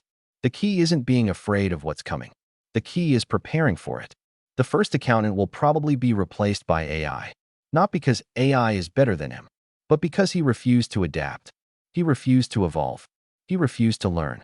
The second accountant will probably thrive, not because he's smarter or more talented, but because he adapted. He evolved. He learned. You have a choice. You can be the first accountant. You can resist. You can panic. You can hope AI goes away. Or you can be the second accountant. You can embrace. You can prepare. You can adapt. The choice is yours. Now, let me address the elephant in the room. The fear that's probably sitting in the back of your mind. I'm not a tech person. I don't understand AI. I can't learn this stuff. Stop right there. That's fear talking. That's limitation talking. That's the part of you that wants to stay comfortable and safe. Here's the truth. You don't need to become a coder. You don't need to become a software engineer. You don't need to understand how AI works at a technical level. You just need to understand how AI affects your industry. You just need to understand how to use AI to augment your skills. You just need to understand how to stay relevant. It's not about the technology. It's about the application. You don't need to know how the engine works. You just need to know how to drive the car. You don't need to know how the computer works. You just need to know how to use the software. AI is the same way. You don't need to know how it's built. You just need to know how to use it, how to apply it, how to leverage it. You are the master of your own world. And the master of their world doesn't let fear of technology hold them back. They learn what they need to learn. They adapt. They evolve. They stay relevant. Now, let's talk about what AI actually means for the job market. Because the narrative is complicated, and you need to understand the nuance. Some jobs will disappear. Let's be honest about this. Some jobs will be automated. Routine tasks will be handled by AI. Repetitive work will be done by machines. Administrative functions will be digitized. If your job involves doing the same thing over and over again, if your job involves following a set of rules and procedures, if your job involves processing information without making complex judgments, your job is at risk. That's the key. The key is to recognize this, to acknowledge it, to prepare for it. Don't bury your head in the sand. Don't pretend it's not happening. Don't hope it will go away. Instead, ask yourself a question. How can I add value that AI can't? What can I do that machines can't do? What skills do I have that are uniquely human? Other jobs will be created. Here's the part of the story that doesn't get told enough. AI is also creating jobs. New jobs that didn't exist before. Jobs that require human skills. Jobs that leverage AI as a tool. Prompt engineers. AI trainers. Data annotators. AI ethicists. AI integration specialists. Human AI collaboration managers. The list goes on and on. These are new opportunities. New careers. New ways to earn a living. New ways to build wealth. It's not about the loss. It's about the opportunity. The question isn't whether AI will destroy jobs. It will. The question is whether you'll be positioned for the new jobs that are being created. Will you be someone who is displaced by AI? Or will you be someone who is empowered by AI? You are strong. You are intelligent. You can position yourself for the AI economy. Now, let me give you a practical framework for navigating the AI pivot. A step-by-step approach to future-proofing your career. Step 1. Understand how AI affects your industry. This is the first step. You need to understand how AI is changing your field. What's being automated? What's being augmented? What's being transformed? Read industry reports. Talk to experts. Follow thought leaders. Pay attention to what's happening. Don't be caught off guard. Step 2. Identify your uniquely human skills. What can you do that AI can't? What skills do you have that are difficult to automate? What abilities do you possess that are uniquely human? Critical thinking, emotional intelligence, creativity, complex problem solving, strategic decision-making, relationship building, ethical judgment, leadership. These are skills that AI can't replicate. These are skills that will become more valuable as AI becomes more prevalent. Step 3. Augment your skills with AI. Don't just learn about AI. Learn to use it. Find tools that can help you do your job better. Find applications that can make you more efficient. Find ways to leverage AI to enhance your capabilities. If you're a marketer, use AI for content creation and analysis. If you're a financial analyst, use AI for pattern recognition and forecasting. If you're a human resources professional, use AI for screening and matching. The goal isn't to replace yourself. The goal is to make yourself more valuable, to free up your time for higher value work, to deliver better results for your clients or employers. You don't need their permission. You don't need permission to learn new skills. You don't need permission to experiment with AI tools. You don't need permission to position yourself for the future. Step 4. Build your personal brand. In an AI-driven world, your personal brand becomes more important. Your reputation, your network, your relationships. AI can do many things, but AI can't build relationships. AI can't create trust. AI can't develop a reputation. That's where you have an advantage. That's where you can differentiate yourself. Step 5. Diversify your income. Don't rely on a single job. Don't rely on a single employer. Don't rely on a single source of income. Build multiple income streams. Consulting, teaching, digital products, speaking, mentoring. If one stream is disrupted, you have others to fall back on. If AI changes your industry, you have other options. You have a choice. You can be a victim of AI. You can let it disrupt your career. You can let it destroy your income. Or you can be a beneficiary of AI. You can use it to enhance your career. You can use it to multiply your income. You can use it to build your future. The choice is yours. Now, let me give you some specific examples of how people are navigating the AI pivot. Example 1. The marketer. Marketing is being transformed by AI. Generative AI is creating content. Predictive AI is identifying trends. Analytical AI is optimizing campaigns. The marketer who embraces AI becomes more valuable. They can produce more content in less time. They can identify opportunities more quickly. They can optimize campaigns more effectively. The marketer who resists AI becomes less valuable. They're slower. They're less efficient. They're less effective. They become a bottleneck. Example 2. The doctor. AI is being used to diagnose diseases. It's being used to analyze medical images. It's being used to recommend treatments. But AI can't replace the doctor. The doctor provides empathy. The doctor provides judgment. The doctor provides a human touch. The doctor who embraces AI becomes more effective. They can make more accurate diagnoses. They can recommend better treatments. They can spend more time with patients. The doctor who resists AI falls behind. They're less accurate. They're less efficient. They're less effective. Example 3. The lawyer. AI is being used to review documents. It's being used to analyze contracts. It's being used to predict outcomes. But AI can't replace the lawyer. The lawyer provides strategic counsel. The lawyer provides negotiation skills. The lawyer provides representation. The lawyer who embraces AI becomes more efficient. They can review documents more quickly. They can identify issues more effectively. They can provide better service to their clients. You are the master of your own world. And the master of their world doesn't resist change. They embrace it. They adapt. They evolve. They thrive. Now, let me address the elephant in the room. The thing that might be holding you back more than anything else. The fear of being replaced. Let me tell you something. The people who are replaced by AI aren't the people who work alongside AI. They're the people who refuse to work alongside AI. If you learn to use AI, you become more valuable. You become more productive. You become more effective. You become the person who can do things that others can't. You become the person who can achieve results that others can't. You become the person who can't be replaced. It's not about the fear. It's about the future. You can be afraid of AI. You can resist it. You can hope it goes away. Or you can prepare for it. You can learn it. You can use it. You can thrive in a world where it exists. You have a choice. The choice is yours. Now, let me give you some practical steps you can take today, this week, this month. Step 1. Take an AI course. There are countless courses available, free and paid, online and in person. Find one that's relevant to your industry. Learn the basics. Understand what AI can do. Step 2. Experiment with AI tools. Don't just learn about AI. Use it. Try different tools. See what works. Discover how AI can help you in your work. ChatGPT, Claude, Bard, Copilot. The list goes on. Experiment. Explore. Discover. Step 3. Talk to people who are using AI. Connect with others in your industry who are embracing AI. Learn from them. Ask questions. Get insights. Step 4. Stay informed. AI is evolving rapidly. Stay up to date. Read articles. Follow thought leaders. Pay attention to what's happening. Step 5. Share your learning. As you learn, share your knowledge with others. Write about it. Talk about it. Teach others. This reinforces your learning. It builds your reputation.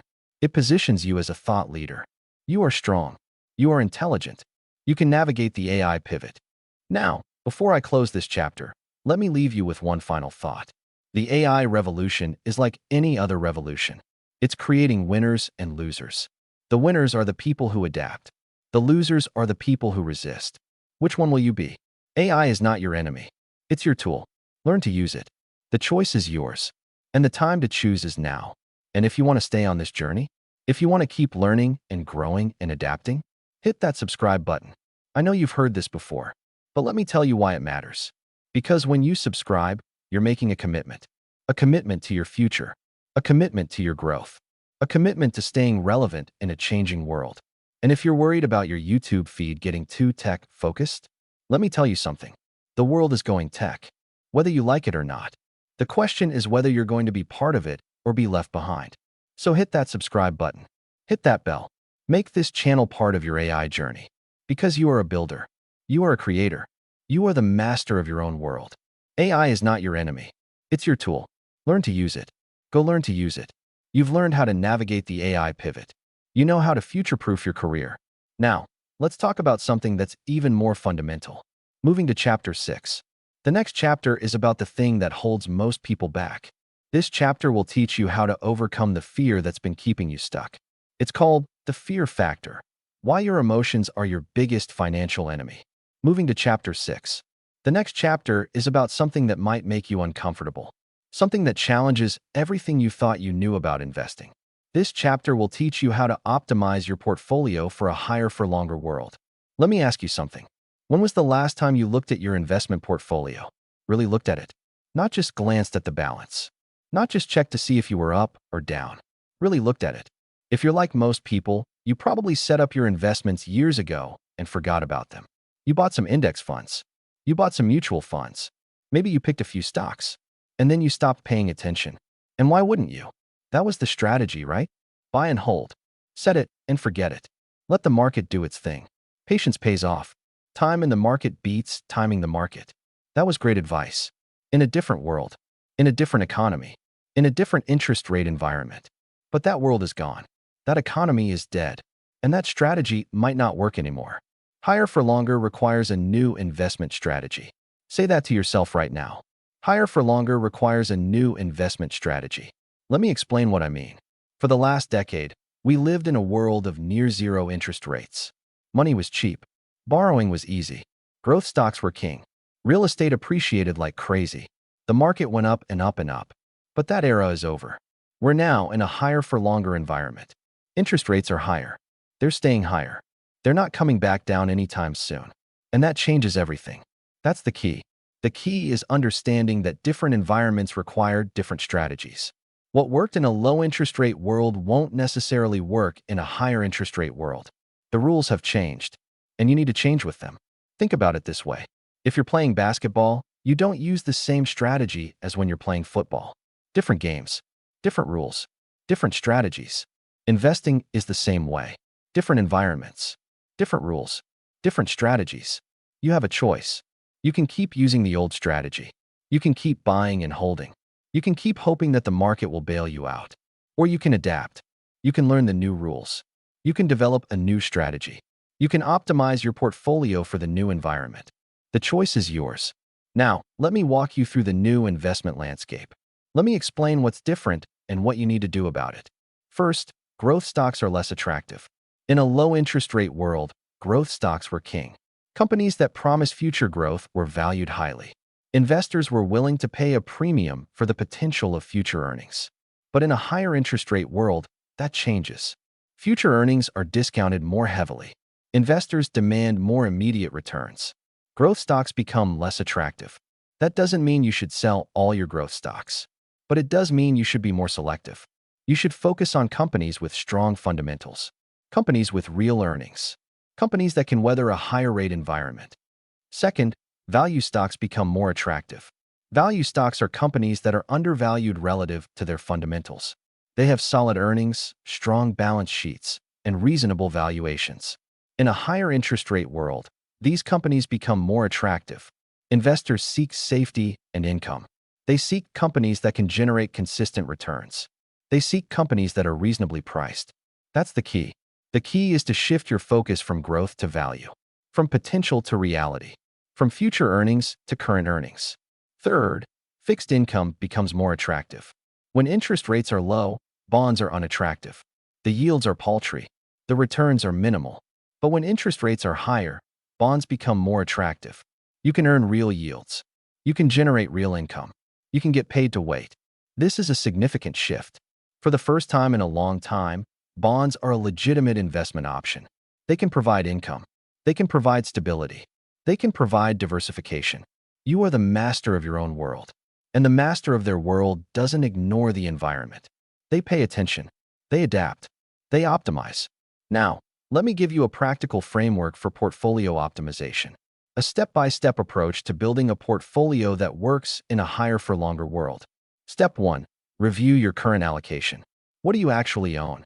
What's the mix of stocks, bonds, and cash? What's the mix of growth and value? What's the mix of domestic and international? What's the mix of sectors and industries? This is the starting point. You can't optimize what you don't understand. You can't improve what you haven't analyzed. Step 2. Consider your time horizon. When do you need this money? Is it for retirement in 10 years? Is it for a home purchase in 5 years? Is it for college tuition in 15 years? Your time horizon determines your risk tolerance. It determines your asset allocation. It determines your investment strategy. If you have a long time horizon, you can take more risk. If you have a short time horizon, you need to be more conservative. Step 3. Rebalance for the new environment. This is where the rubber meets the road. This is where you make actual changes. Reduce your exposure to growth stocks. Increase your exposure to value stocks. Add fixed income to your portfolio. Consider alternative assets. The specific changes will depend on your individual situation. But the direction is clear. Move from growth to value. Move from risky to stable. Move from speculation to income. It's not about the panic. It's about the plan. Don't panic. Don't sell everything. Don't make rash decisions. That's how people lose money. Instead, make a plan. A strategic plan. A thoughtful plan. A plan based on reality, not fear. Step 4. Consider alternative assets. This is where things get interesting. In a higher for longer world, certain alternative assets become more attractive. Private credit. This is lending money to private companies. It can generate attractive yields in a higher rate environment. It can provide diversification from public markets. Infrastructure REITs. These are investments in infrastructure assets like toll roads, airports, and utilities. They can provide stable income and inflation protection. Inflation-protected bonds. These are bonds that adjust for inflation. They protect your purchasing power. They provide a hedge against inflation. You don't need their permission. You don't need permission to consider alternative assets. You don't need permission to diversify your portfolio. You don't need permission to think differently. Step 5. Avoid hype assets. This is important. This is where people lose money. Cryptocurrency, meme stocks, NFTs, anything that's driven by hype and speculation. Anything that doesn't have underlying fundamentals. In a higher-for-longer world, these assets become even more dangerous. They're speculative. They're volatile. They're not backed by real value. You are strong. You are intelligent. You can avoid hype assets. Step 6. Diversify across asset classes. Don't put all your eggs in one basket. Don't bet everything on one sector. Don't gamble your future on one asset. Diversification is your friend. It reduces risk. It smooths returns. It protects you from bad outcomes.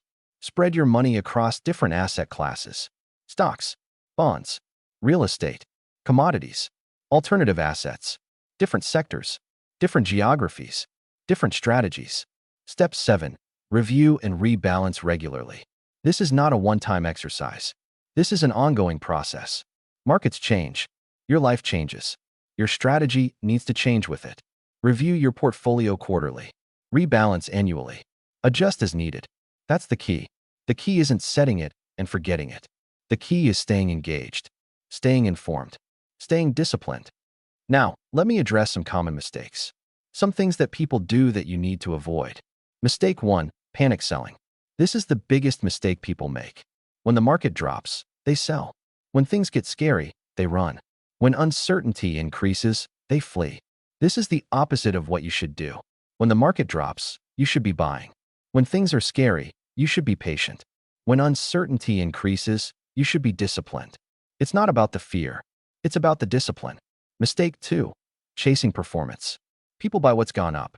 They sell what's gone down. They chase yesterday's winners. They avoid yesterday's losers. This is a recipe for disaster. By the time you buy something that's gone up, it's probably overvalued. By the time you sell something that's gone down, it's probably undervalued. Instead, buy what's undervalued. Sell what's overvalued. Be contrarian. Be disciplined. Mistake 3. Ignoring fees. Fees matter. They eat into your returns. They compound against you. Pay attention to fees. Look at expense ratios. Look at management fees. Look at trading costs. Minimize what you pay. Maximize what you keep. Mistake 4. Not having a plan. This is the most common mistake. People invest without a plan. They buy things randomly. They sell things randomly. They react to the news. They react to the market. This is not investing. This is gambling. This is speculating. This is hoping. Instead, have a plan. Write it down. Follow it. Stick to it. You are the master of your own world. And the master of their world has a plan. They don't drift. They don't react. They execute. Now, let me give you some specific portfolio strategies for a higher-for-longer world. Strategy 1. The income portfolio. If you're closer to retirement, or if you need income from your investments, focus on income-generating assets. Bonds, dividend stocks, REITs, private credit. These assets generate income. They provide cash flow. They support your lifestyle. Strategy 2. The growth in income portfolio. If you're still accumulating wealth, but you want some income, balance growth and income. Growth stocks, value stocks, bonds, REITs. A mix of assets that can grow and generate income. Strategy 3. The inflation hedge portfolio. If you're worried about inflation, focus on assets that protect your purchasing power. Commodities, real estate, inflation-protected bonds, natural resources. These assets tend to perform well when inflation is high. Strategy 4. The diversified portfolio. If you're not sure what to do, diversify. Across asset classes, across sectors, across geographies, across strategies. This is the safest approach. It reduces risk. It smooths returns. It protects you from bad outcomes. You have a choice. You can follow one of these strategies. You can customize one for your situation. You can work with a professional to develop one. Or you can do nothing. You can keep your old strategy. You can hope it works in the new environment. The choice is yours. Now, before I close this chapter, let me leave you with one final thought. The higher for longer environment is not a problem. It's an opportunity. An opportunity to build wealth in a different way. An opportunity to earn real returns. An opportunity to generate real income. The people who succeed in this environment are the ones who adapt, the ones who learn, the ones who optimize. Higher for longer requires a new investment strategy. And if you want to stay on this journey, if you want to keep learning and growing and optimizing, hit that subscribe button. I know. You've heard this before, but let me tell you why it matters. Because when you subscribe, you're committing to your financial education. You're committing to staying informed. You're committing to making smart decisions. And if you're worried about your YouTube recommendations getting too finance-focused, let me tell you something. Your financial future is worth it. Your retirement is worth it. Your freedom is worth it. So hit that subscribe button. Hit that bell. Make this channel part of your investment journey. Because you are a builder. You are a creator. You are the master of your own world. Higher for longer requires a new investment strategy. Go optimize your portfolio. You've learned how to optimize your portfolio for a higher for longer world. You know what to buy and what to avoid. Now, let's talk about something that might be even more important than your investment strategy. Moving to Chapter 7. The next chapter is about the asset that most people overlook. This chapter will teach you how to protect and build the most valuable thing you own. It's called the human asset, investing in your own health and longevity. Moving to Chapter 7. This chapter is about something that might surprise you, something that most financial advisors don't talk about. This chapter will teach you how to build a resilience fund that lets you sleep soundly through election year chaos. Let me ask you something. How did you sleep last night? Really, how did you sleep? If you're like most people, you probably didn't sleep great. You tossed and turned. You worried about money. You stressed about the future. You lay awake thinking about all the things that could go wrong. And let me tell you, that's not going to get any easier. Because 2026 is an election year. And election years are chaotic. Markets are volatile. News is constant. Uncertainty is everywhere. And your anxiety is going to be through the roof. Unless you're prepared. A resilience fund is not about returns. It's about sleep. Say that to yourself right now. A resilience fund is not about returns. It's about sleep. Now, I know what some of you are thinking. I have an emergency fund. 3 to 6 months of expenses. That's enough, right? Not exactly. An emergency fund is for emergencies. The car breaks down. The roof leaks. You lose your job. Those are emergencies. Those are covered. But a resilience fund is different. It's not just for emergencies. It's for peace of mind. It's for psychological safety. It's for the ability to sleep at night when the world is falling apart. That's the key. The key is understanding that wealth isn't just about numbers. It's about emotions. It's about psychology. It's about feeling secure. You can have $1 million in the bank. But if you're lying awake at night worrying about losing it, you're not wealthy. You're just a rich person who's anxious. But if you have a resilience fund, you can sleep. You can relax. You can weather the storm. You can make decisions from a place of strength, not from a place of fear. You have a choice. You can live in fear. You can worry about the election. You can stress about the market. You can lie awake at night wondering what's going to happen. Or you can build a resilience fund. You can create a buffer. You can protect yourself. You can sleep at night. The choice is yours. Now let me explain why a resilience fund is so important in 2026. Let me explain why this year is different. Election year volatility. Elections are inherently unpredictable. You don't know who's going to win. You don't know what policies they'll implement. You don't know how the market will react. And the news cycle doesn't help. Every day there's a new poll. Every day there's a new prediction. Every day there's a new crisis. Every day there's a new reason to panic. If you're invested in the market, you're going to feel this volatility. Your portfolio will go up and down. Your net worth will fluctuate. Your anxiety will spike. But if you have a resilience fund, you can ride it out.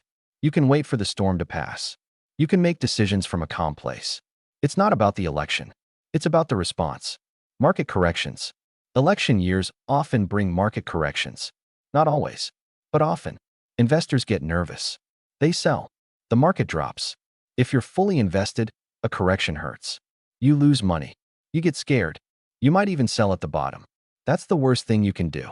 But if you have a resilience fund, a correction doesn't hurt as much. You have cash. You can buy the dip. You can invest when others are panicking. You can turn a crisis into an opportunity.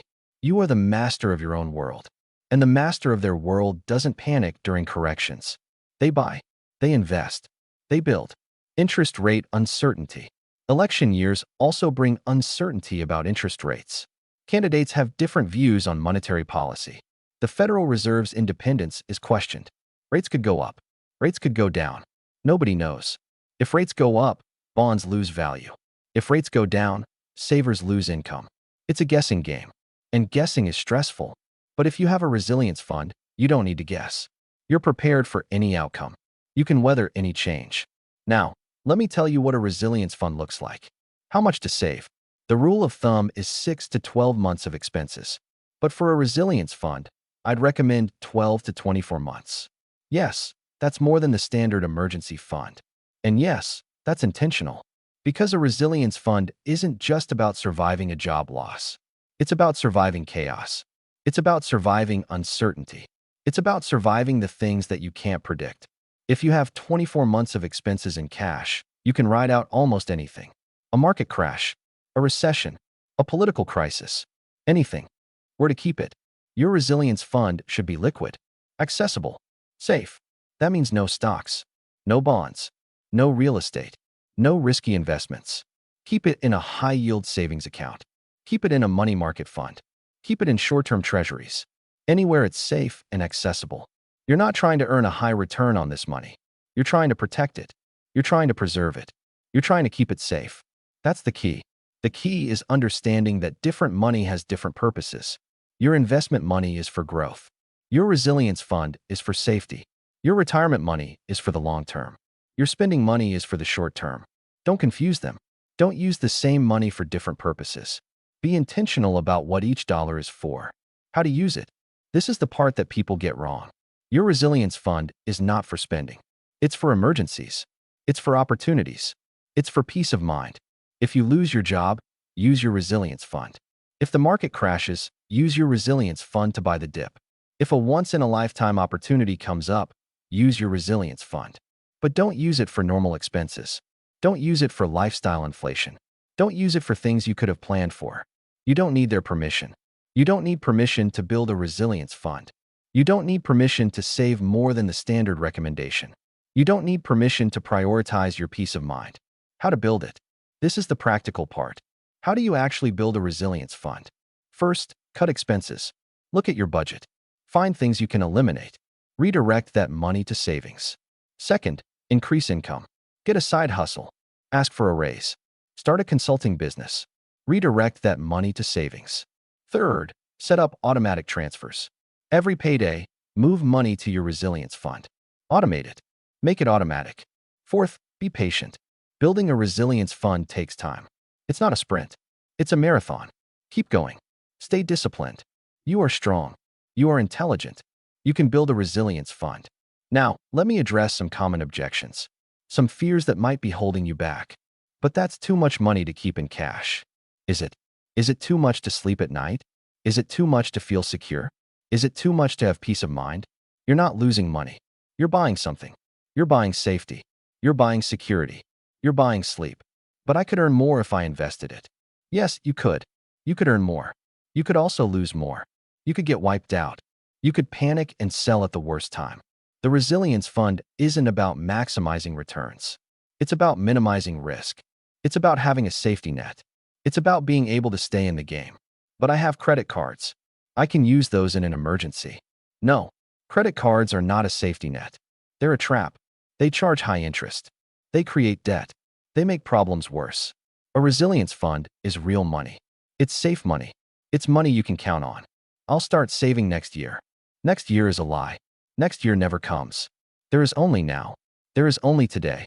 Start today. Start small. Start with whatever you can. But start. You have a choice. You can keep making excuses.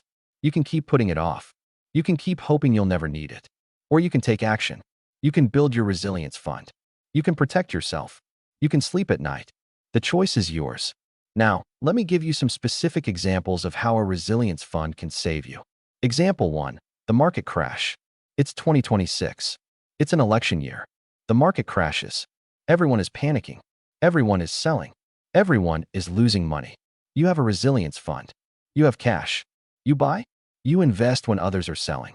You make a fortune when the market recovers. Example 2. The job loss. The election brings uncertainty. Your company lays off workers. You're one of them. You have a resilience fund. You have months of expenses saved. You can take your time finding a new job. You can be selective. You can find the right opportunity. Example 3. The medical emergency. You get sick. You need treatment. It's expensive. Insurance doesn't cover everything. You have a resilience fund. You can pay for treatment. You can focus on getting better, not on how you're going to pay the bills. Example 4. The opportunity. A once-in-a-lifetime opportunity comes up. A business opportunity. An investment opportunity. A chance to change your life. You have a resilience fund. You can take the opportunity. You can invest. You can build. You can transform your future. You are the master of your own world. And the master of their world has options. They have choices. They have the ability to act. Because they have a resilience fund. Now, let me tell you something that might be the most important thing you hear in this chapter. A resilience fund is a decision, not a transaction. It's a decision to prioritize your peace of mind. It's a decision to protect yourself. It's a decision to take control of your financial life. When you decide to build a resilience fund, you're deciding that you're not going to be a victim. You're deciding that you're going to be prepared. You're deciding that you're going to be in control. And that decision changes everything. It changes how you feel. It changes how you act. It changes how you sleep. It's not about the money. It's about the mindset. The money is just a tool. The real value is the mindset. The real value is the confidence. The real value is the peace of mind. When you have a resilience fund, you stop worrying. You stop stressing. You stop laying awake at night. Because you know you have a buffer. You know you have a safety net. You know you can handle whatever comes. You are strong. You are intelligent. You can build a resilience fund. Now, let me talk about something that might be the most important part of this whole chapter. The psychological benefit. This is the part that most people don't understand. The psychological benefit of having a resilience fund is enormous. When you have a resilience fund, you're less stressed. You're less anxious. You're less reactive. You make better decisions. You think more clearly. You act more rationally. You're less likely to panic. Less likely to sell at the bottom. Less likely to make bad choices. And that benefits everything. Your financial life. Your personal life. Your professional life. Your relationships. Your health. That's the key. The key is understanding that financial health is not just about numbers. It's about psychology. It's about peace of mind. It's about being able to sleep at night. You have a choice. You can build a resilience fund and enjoy the psychological benefits. Or you can stay anxious and stressed and reactive. The choice is yours. Now, before I close this chapter, let me give you a challenge. A practical, actionable challenge. Calculate how much you need for a resilience fund. 12 to 24 months of expenses. That's your target. That's your goal. Then start building it. Today, not tomorrow. Today, start with whatever you can. $100, $1,000, whatever. Set up automatic transfers. Make it easy. Make it automatic. Make it happen. And track your progress. Celebrate your milestones. Watch it grow. Feel your anxiety decrease. Because every dollar you save is a dollar of peace. Every dollar you save is a dollar of security. Every dollar you save is a dollar of sleep. A resilience fund is not about returns. It's about sleep. And if you want to stay on this journey, if you want to keep learning and growing and building, hit that subscribe button. I know you've heard this before, but let me tell you why it matters. Because when you subscribe, you're committing to your financial well-being. You're committing to your peace of mind. You're committing to your future. And if you're worried about your YouTube recommendations getting too finance-focused, let me tell you something. Your peace of mind is worth it. Your sleep is worth it. Your future is worth it. So hit that subscribe button. Hit that bell. Make this channel part of your journey. Because you are a builder. You are a creator. You are the master of your own world. A resilience fund is not about returns. It's about sleep. Go build your resilience fund. And sleep well tonight. You've learned how to build a resilience fund. You know how to protect yourself through election year chaos. Now, let's talk about something that might be the most powerful tool in your financial arsenal. Moving to Chapter 8. The next chapter is about the invisible force that separates the wealthy from everyone else. This chapter will teach you the power of quiet discipline. It's called the quiet discipline, the invisible force behind real wealth. Moving to chapter 8. The next chapter is about something that's happening right now, something that's going to reshape the housing market.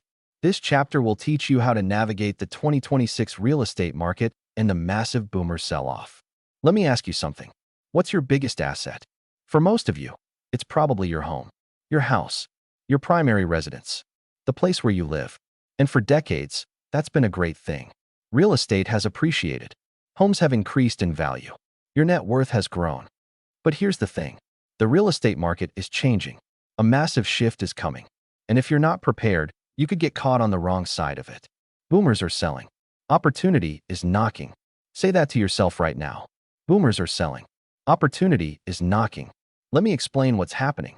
The baby boomer generation is the largest generation in American history. They own more real estate than any other generation. They've held on to their homes for decades. But now, they're aging. They're retiring. They're downsizing. They're moving to warmer climates. They're moving to senior communities. They're moving in with their children. And they're selling their homes. That's the key. The key is understanding that this is a massive demographic shift. Millions of homes are going to come on the market. Supply is going to increase. Prices are going to adjust. The dynamics are going to change. This is both an opportunity and a risk. An opportunity if you're a buyer. A risk if you're a seller at the wrong time. A chance to make a smart move. A chance to make a costly mistake. You have a choice. You can ignore this shift. You can pretend it's not happening. You can hope it doesn't affect you. Or you can understand it. You can prepare for it. You can position yourself to benefit from it.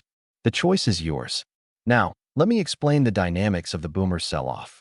Let me tell you what's happening and what it means for you. The scale of the shift.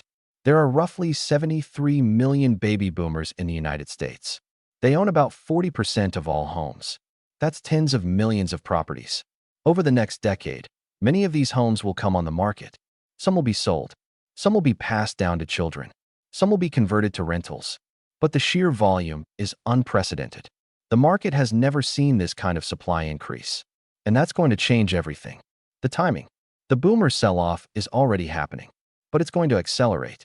As boomers age, they'll need to downsize. As healthcare costs rise, they'll need to free up cash. As their children leave, they'll have more space than they need. 2026 is a pivotal year. Interest rates are stabilizing. The market is adjusting. Boomers are making decisions. The geography. Not all markets will be affected equally. Some areas will see more supply than others. Some will see more demand. Areas that are popular with retirees will see more sales. Florida, Arizona, Texas, the Carolinas. These are where boomers are moving. Areas that boomers are leaving will see more supply. The Northeast, the Midwest, the Rust Belt. These are where boomers are selling. Understanding geography is critical. You need to know what's happening in your market. The pricing. With more supply comes downward pressure on prices. That's basic economics. When supply increases, prices adjust. But the adjustment won't be uniform. Some markets will see significant drops. Others will be more resilient. Some will even see appreciation. The key is understanding your market. Understanding the local dynamics. Understanding what's happening in your specific area. You are the master of your own world. And the master of their world doesn't ignore market dynamics. They study them. They understand them. They position themselves to benefit. Now, let me give you a framework for navigating the 2026 real estate market. If you're a seller, if you're thinking of selling your home, 2026 could be the right time. But you need to be strategic. You need to understand the market. You need to time it right. First, understand your market. Is it a seller's market or a buyer's market? Are prices rising or falling? How much inventory is available? What are the trends? Second, prepare your home. Make it attractive. Make it marketable. Fix what needs fixing. Stage it well. Price it right. Third, be realistic about your timeline. If the market is softening, you may need to be patient. If you need to sell quickly, you may need to price lower. Fourth, consider your next move. Where are you going? What's happening in that market? Will you be a buyer or a renter? What are the tax implications? Fifth, work with a professional.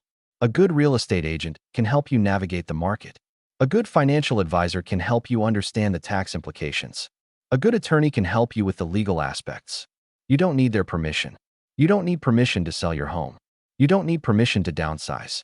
You don't need permission to make a smart real estate decision. If you're a buyer, if you're thinking of buying a home, 2026 could be a golden opportunity. More supply, more choices, potentially better prices. But you also need to be strategic. You need to understand the market. You need to make smart decisions. First, understand your market. Are prices adjusting? Is inventory increasing? Are there opportunities for negotiation? Second, be patient. Don't rush. Don't settle. Wait for the right property. Wait for the right price. Third, be ready. Have your financing in order. Have your down payment ready. Be prepared to move quickly when you find the right property. Fourth, negotiate. In a market with more supply, you have leverage. Use it. Don't be afraid to make an offer below asking price. Don't be afraid to ask for concessions. Fifth, think long-term. This is where you're going to live. This is where you're going to build your life. Make sure it's the right property for you. That's the key. The key is not just getting a good deal. The key is getting the right property. The property that meets your needs. The property that supports your lifestyle. The property that you'll be happy in for years to come. If you're an investor, if you're thinking of investing in real estate, 2026 could be a great time. More supply, more opportunities, potentially better returns. But you also need to be strategic. You need to understand the market. You need to make smart decisions. First, understand the fundamentals. What are the rental yields? What are the vacancy rates? What are the trends? What's the economic outlook? Second, be selective. Not every property is a good investment. Not every market is a good market. Be picky. Be disciplined. Third, think about cash flow. In a higher for longer interest rate environment, you need to be careful about leverage. Make sure the numbers work. Make sure the property generates positive cash flow. Fourth, consider different property types. Single-family homes, multifamily properties, commercial real estate. Each has different dynamics. Each has different risks and rewards. Fifth, have a long-term perspective. Real estate is not a get-rich-quick game. It's a long-term wealth builder. Be patient. Be disciplined. It's not about the speculation. It's about the strategy. Now, let me address some common mistakes. Some things that people do that you need to avoid. Mistake 1. Selling at the wrong time. If you sell when everyone else is selling, you're going to get a lower price. If you sell when the market is flooded with inventory, you're going to get less. Instead, try to sell when the market is tighter, when there's less supply, when buyers are competing. Mistake 2. Buying at the wrong time. If you buy when everyone else is buying, you're going to pay a higher price. If you buy when the market is hot, you're going to overpay. Instead, try to buy when the market is cooler, when there's more supply, when sellers are motivated. Mistake 3. Over-leveraging. In a higher for longer interest rate environment, debt is expensive. Borrowing too much can be a mistake. If rates go up, your payments go up. If property values go down, you could be underwater. Be careful with leverage. Don't overextend yourself. Make sure you can handle the payments. Mistake 4. Ignoring the fundamentals. Don't get caught up in the hype. Don't buy a property just because it looks like a good deal. Don't invest in a market just because everyone else is. Instead, look at the fundamentals, the economics, the demographics, the trends, the numbers. You are strong. You are intelligent. You can make smart real estate decisions. Now, let me give you some specific strategies for the 2026 real estate market. Strategy 1. The downsizing opportunity. If you're a boomer or approaching retirement, 2026 could be the perfect time to downsize. Sell your big house. Buy a smaller property. Free up cash. Reduce your expenses. But be strategic. Sell when the market is strong. Buy when the market is weak. Time your transactions to maximize your benefit. Strategy 2. The first-time buyer opportunity. If you're a first-time buyer, 2026 could be a great time to enter the market. More supply, more choices, potentially better prices. But be careful. Don't stretch yourself. Don't buy more than you can afford. Make sure you have a safety net. Strategy 3. The investor opportunity. If you're an investor, 2026 could offer attractive opportunities. More supply, better pricing, potential for strong returns. But be selective. Be disciplined. Focus on fundamentals. Focus on cash flow. Focus on long-term value. Strategy 4. The upgrade opportunity. If you've been wanting to upgrade your home, 2026 could be a good time. More inventory, more choices, potentially better prices on the home you want. But be careful about timing. Make sure you're not buying high and selling low. Make sure the math works in your favor. You have a choice. You can sit on the sidelines. You can watch the shift happen. You can hope it doesn't affect you. Or you can participate. You can make a move. You can position yourself to benefit. The choice is yours. Now, let me talk about something that might be the most important part of this whole chapter. The psychological aspect.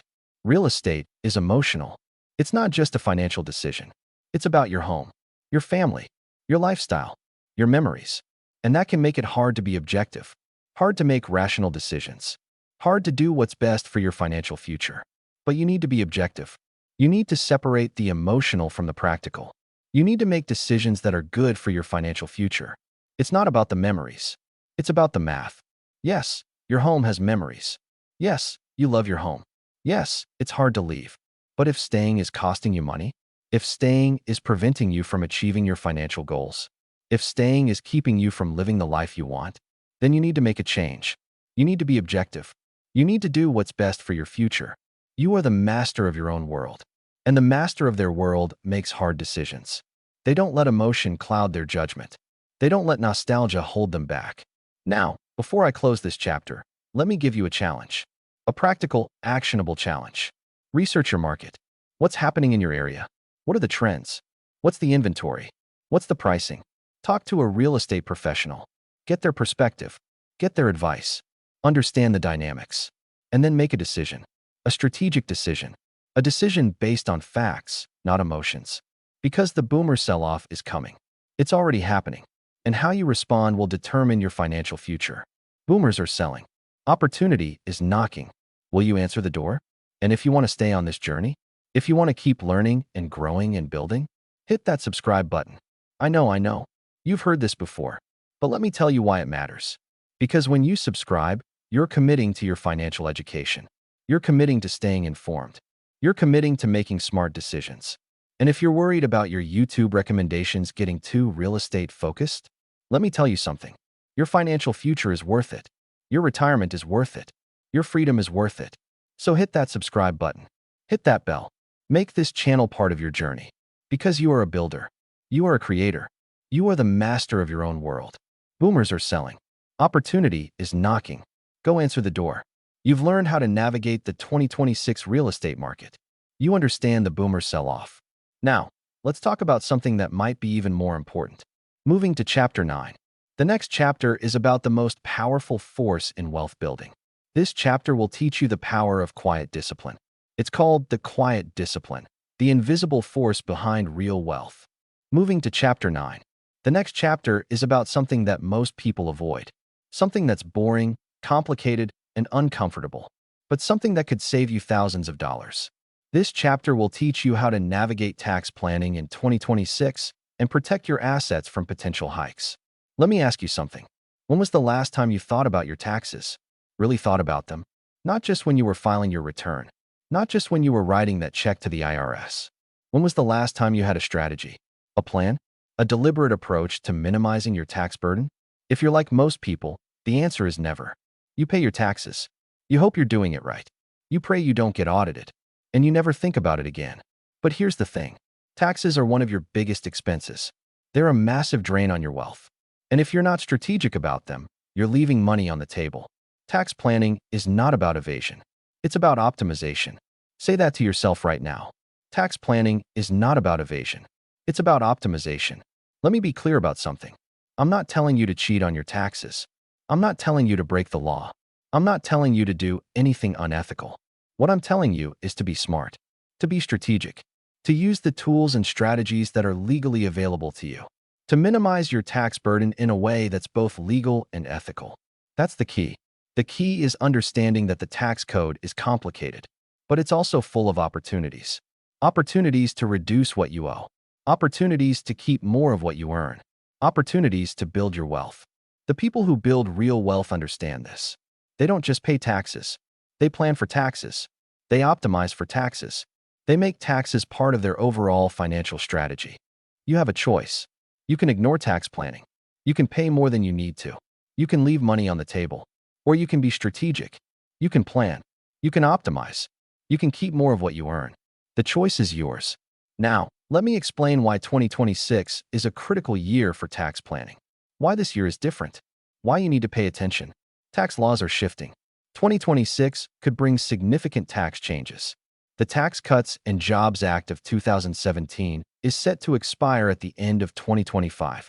Unless Congress acts, many provisions will revert to previous levels. That means higher tax rates, lower deductions, fewer credits, a higher tax burden for many Americans. But it's not just about the expiration of the TCJA. There are also new rules and regulations, new retirement account provisions, new catch-up contribution rules, new estate tax thresholds, new everything. The landscape is shifting, and if you're not paying attention, you could get caught off guard. The new retirement account catch-up rules. This is one of the biggest changes. The Secure Act 2.0 introduced new rules for catch-up contributions. Starting in 2026, catch-up contributions for high earners will need to be made on a Roth basis. What does that mean? It means you'll pay taxes on those contributions now, rather than later. It changes the tax treatment. It changes the strategy. But it also creates opportunities. Opportunities to do Roth conversions. Opportunities to manage your tax bracket. Opportunities to optimize your retirement savings. That's the key. The key is understanding the new rules. Understanding how they affect you. Understanding how to use them to your advantage. Tax loss harvesting. This is a powerful strategy for reducing your tax burden.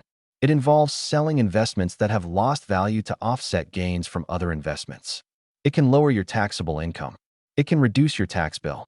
In a volatile market, tax loss harvesting is especially valuable. It turns losses into opportunities. It turns setbacks into tax savings. Roth conversions.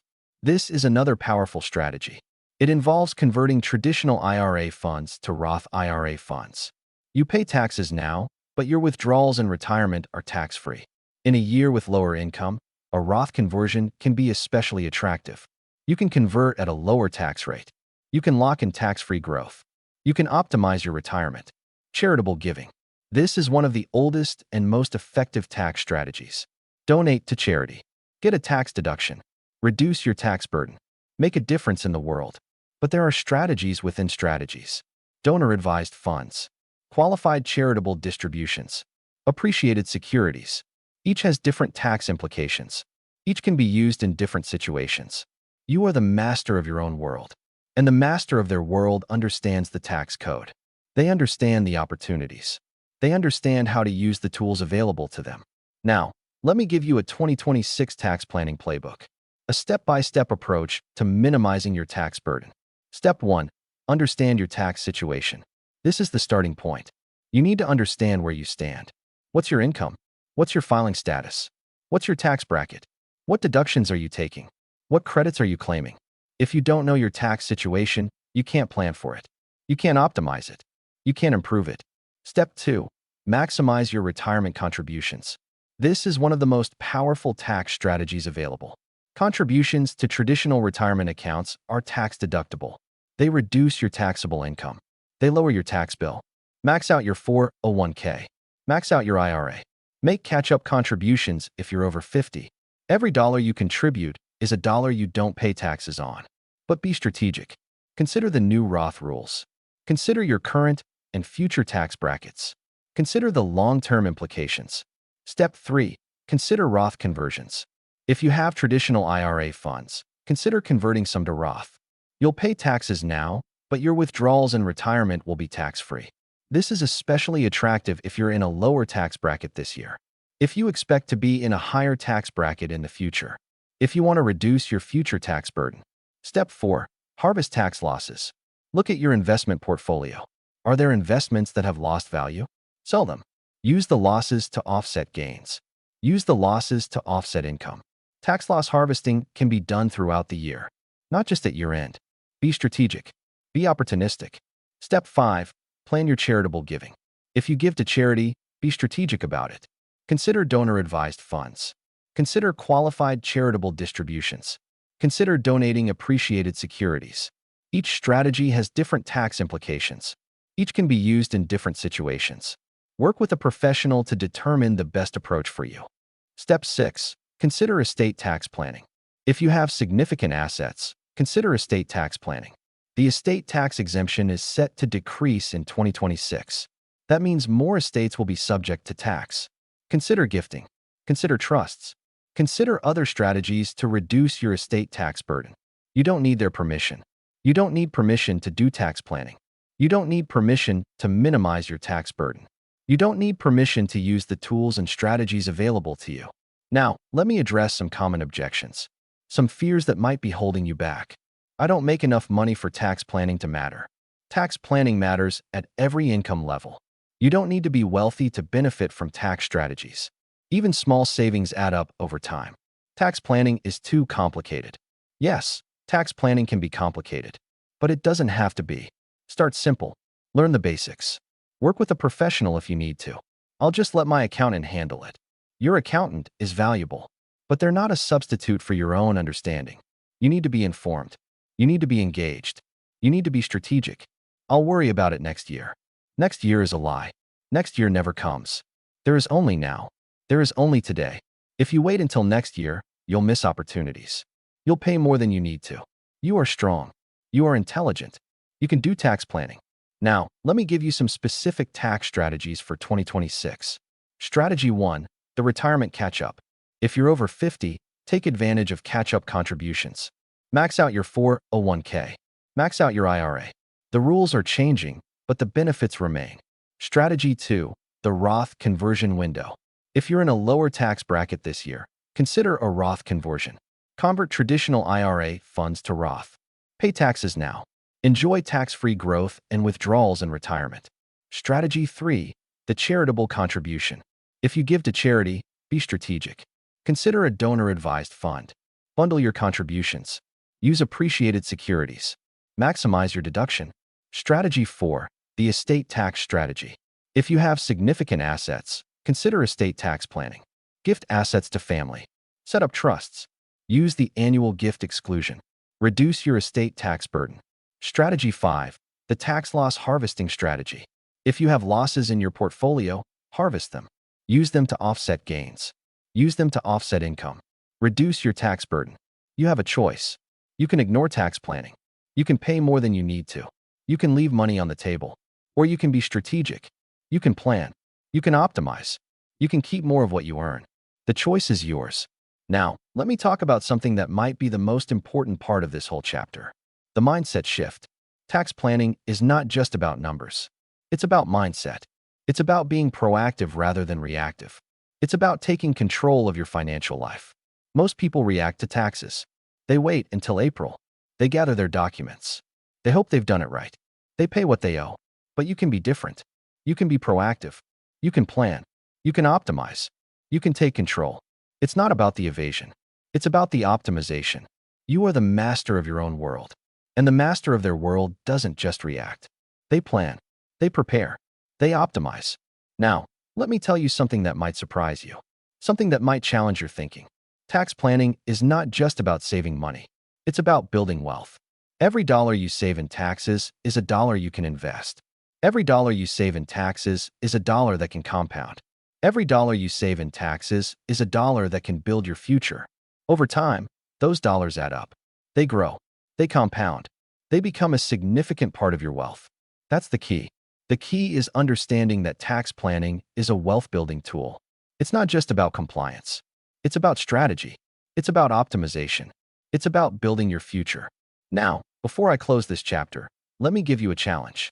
A practical, actionable challenge. This week, review your tax situation. Understand where you stand. Understand your income. Understand your deductions. Understand your credits. Then, develop a tax plan, a strategy, a deliberate approach to minimizing your tax burden. And if you need help, if you need guidance, if you want to learn more, hit that subscribe button. I know, you've heard this before, but let me tell you why it matters. Because when you subscribe, you're committing to your financial education. You're committing to staying informed. You're committing to making smart decisions. And if you're worried about your YouTube recommendations getting too tax-focused, let me tell you something. Your financial future is worth it. Your wealth is worth it. Your freedom is worth it. So hit that subscribe button. Hit that bell. Make this channel part of your journey. Because you are a builder. You are a creator. You are the master of your own world. Tax planning is not about evasion. It's about optimization. Go optimize your taxes. You've learned how to navigate tax planning in 2026. You have the tools and strategies to protect your assets. Now, let's talk about something that might be even more important. Moving to Chapter 10. The next chapter is about the greatest gift you can leave behind. This chapter will teach you about legacy planning. It's called the Legacy Blueprint, leaving more than just money. The Silent Wealth Strategy, building fortune without the flash. Full audiobook script, Chapter 10. Moving to Chapter 10. The final chapter. The chapter that brings everything together. The next chapter is about the most important thing you can build with your wealth. This chapter will teach you what freedom really means and how to create your own freedom fund. We've covered so much ground together. The new normal, the wealth autopsy, the catch-up accelerator, the multiple income streams, the AI pivot, the portfolio optimization, the resilience fund, the real estate strategy, the tax planning. You've learned the strategies. You've learned the tactics. You've learned the tools. But now we need to talk about something deeper, something more fundamental, something that transforms everything else. We need to talk about freedom. Wealth is not about hoarding. It's about freedom. Say that to yourself right now. Wealth is not about hoarding. It's about freedom. Let me ask you something. Why are you building wealth? Why are you saving? Why are you investing? Why are you going through all this effort? Is it just to have a bigger number in your bank account? Is it just to have more things? Is it just to impress other people? Or is it something deeper? Something more meaningful? Something more profound? If you're like most people, the answer is freedom. The freedom to choose. The freedom to say no. The freedom to live life on your own terms. That's the key. The key is understanding that wealth is not an end in itself. It's a means to an end. It's a tool. It's a resource. It's a way to buy something more valuable than money. Time, choices, peace of mind, security, options. That's what wealth really buys. That's why we build it. That's why we sacrifice. That's why we discipline ourselves. You have a choice. You can build wealth for the sake of wealth. You can accumulate for the sake of accumulating. You can hoard for the sake of hoarding. Or you can build wealth for freedom. You can accumulate for choices. You can save for peace of mind. The choice is yours. Now, let me explain what I mean by the Freedom Fund. Let me help you define what freedom means to you. Freedom Fund defined. Your Freedom Fund is the amount of money you need to feel free, to feel secure, to feel like you have options. It's not a fixed number. It's different for everyone. It depends on your lifestyle, your goals, your values, your fears. For some people, freedom means having enough to retire early. For others, it means having enough to leave a toxic job. For others, it means having enough to fund a grandchild's education. For others, it means having enough to take a sabbatical. Whatever it means to you, the Freedom Fund is the number that makes you feel free. It's not about the accumulation. It's about the liberation, the emotional breakthrough. This is the part that most people miss. Wealth is not just a number. It's a feeling. It's the absence of financial anxiety. It's the ability to sleep at night. It's the confidence to face the future. When you have a Freedom Fund, you stop worrying. You stop stressing. You stop being afraid. You have options. You have choices. You have control. And that changes everything. It changes how you show up in the world. It changes how you make decisions. It changes how you live your life. That's the key. The key is understanding that wealth is emotional. It's psychological. It's about how you feel, not just what you have. You are the master of your own world. And the master of their world doesn't just accumulate wealth. They use wealth to buy freedom, to buy choices, to buy peace of mind. Now, let me help you define your Freedom Fund. Let me walk you through the process. Step 1. Identify your financial fears. What keeps you up at night? What are you afraid of? What are you worried about? Is it running out of money in retirement? Is it losing your job? Is it getting sick? Is it not being able to help your family? Identifying your fears is the first step. You can't address what you don't acknowledge. Step 2. Define your freedom. What would it take to feel free? What would it take to feel secure? What would it take to feel like you have options? For some people, it's a specific number. $1 million, $2 million, $5 million. For others, it's a specific lifestyle. The ability to travel, the ability to work part-time, the ability to spend time with family. For others, it's a specific milestone. Paying off the mortgage, funding a child's education, retiring early. Whatever it is, define it. Be specific. Be clear. Be intentional. Step 3. Calculate your freedom number. Now the math. How much do you need to achieve your freedom? This is different for everyone. It depends on your expenses, your lifestyle, your goals, your timeline. But there's a simple formula. Multiply your annual expenses by 25. That's the 4% rule. It's a rough estimate of how much you need to retire comfortably.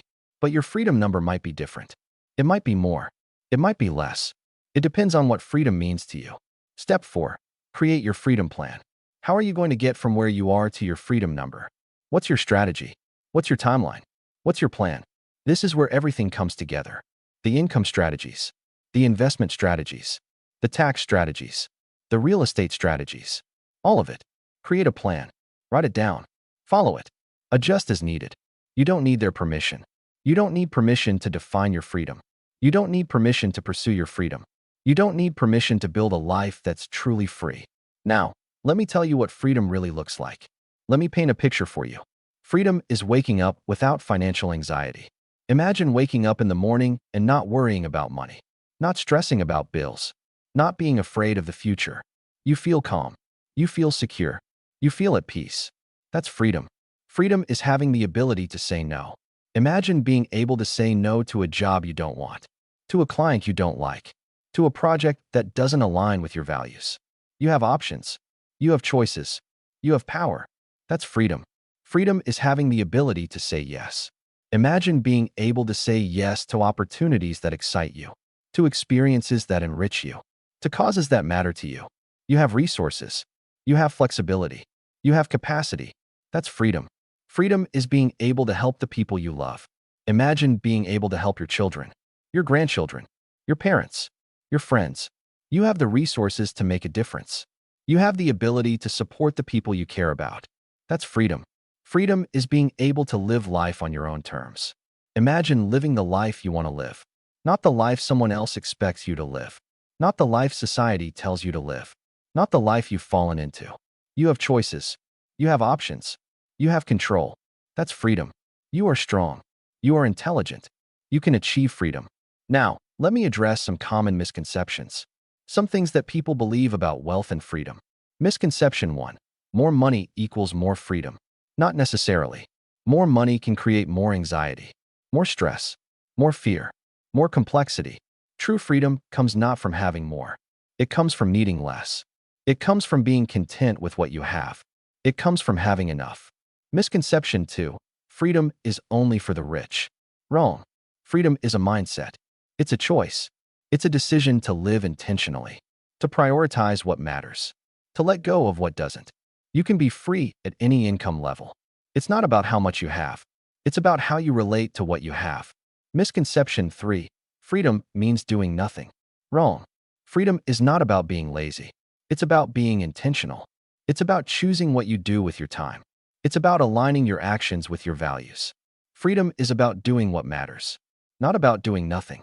Misconception 4. Freedom is selfish. Wrong. Freedom allows you to be more generous, more giving, more present for the people you love. When you're free from financial anxiety, you can give more. You can serve more. You can love more. It's not about the accumulation. It's about the liberation. You have a choice. You can chase money for the sake of money. You can accumulate for the sake of accumulating. You can hoard for the sake of hoarding. Or you can build wealth for freedom. You can save for choices. You can invest for peace of mind. The choice is yours. Now, let me tell you something that might be the most important thing you hear in this whole audiobook. Freedom is a decision. It's not something that happens to you. It's something you choose. It's something you create. It's something you build. You don't need a certain amount of money to be free. You need a certain mindset. You need a certain perspective. You need a certain commitment. You are the master of your own world. And the master of their world decides to be free. They don't wait for the perfect circumstances. They don't wait for the perfect number. They don't wait for the perfect moment. They decide. They act. They create. Now, let me give you a challenge. A practical, actionable challenge. This week, define your freedom fund. What's your number? What's your goal? What's your vision of freedom? Write it down. Be specific. Be clear. Be intentional. Then, create a plan. How are you going to get there? What's your strategy? What's your timeline? And then, take action. One step. One small step. One move in the direction of freedom. Because freedom doesn't happen by accident. It happens by design. It happens by choice. It happens by action. Wealth is not about hoarding. It's about freedom. And if you want to stay on this journey, if you want to keep building your freedom, if you want to keep growing and learning, hit that subscribe button. I know. You've heard this before, but let me tell you why it matters. Because when you subscribe, you're committing to your freedom. You're committing to your choices. You're committing to your future.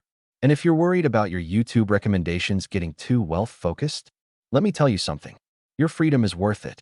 Your choices are worth it. Your future is worth it. So hit that subscribe button. Hit that bell.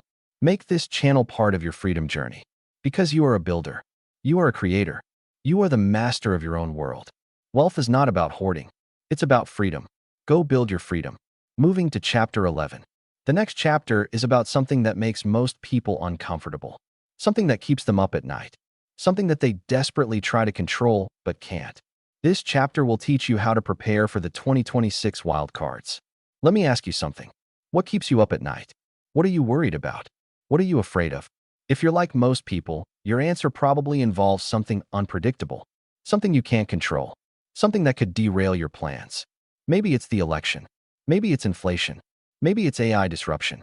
Maybe it's a market crash. Maybe it's a recession. Maybe it's something else entirely. And here's the thing. You're right to be concerned. 2026 is full of wild cards. Events that no one can predict. Outcomes that no one can foresee. Changes that could come out of nowhere. You can't predict the wild cards, but you can prepare for them. Say that to yourself right now. You can't predict the wild cards, but you can prepare for them. Now, I know what some of you are thinking. If I can't predict them, why bother preparing? Why not just hope for the best? Why not just wait and see?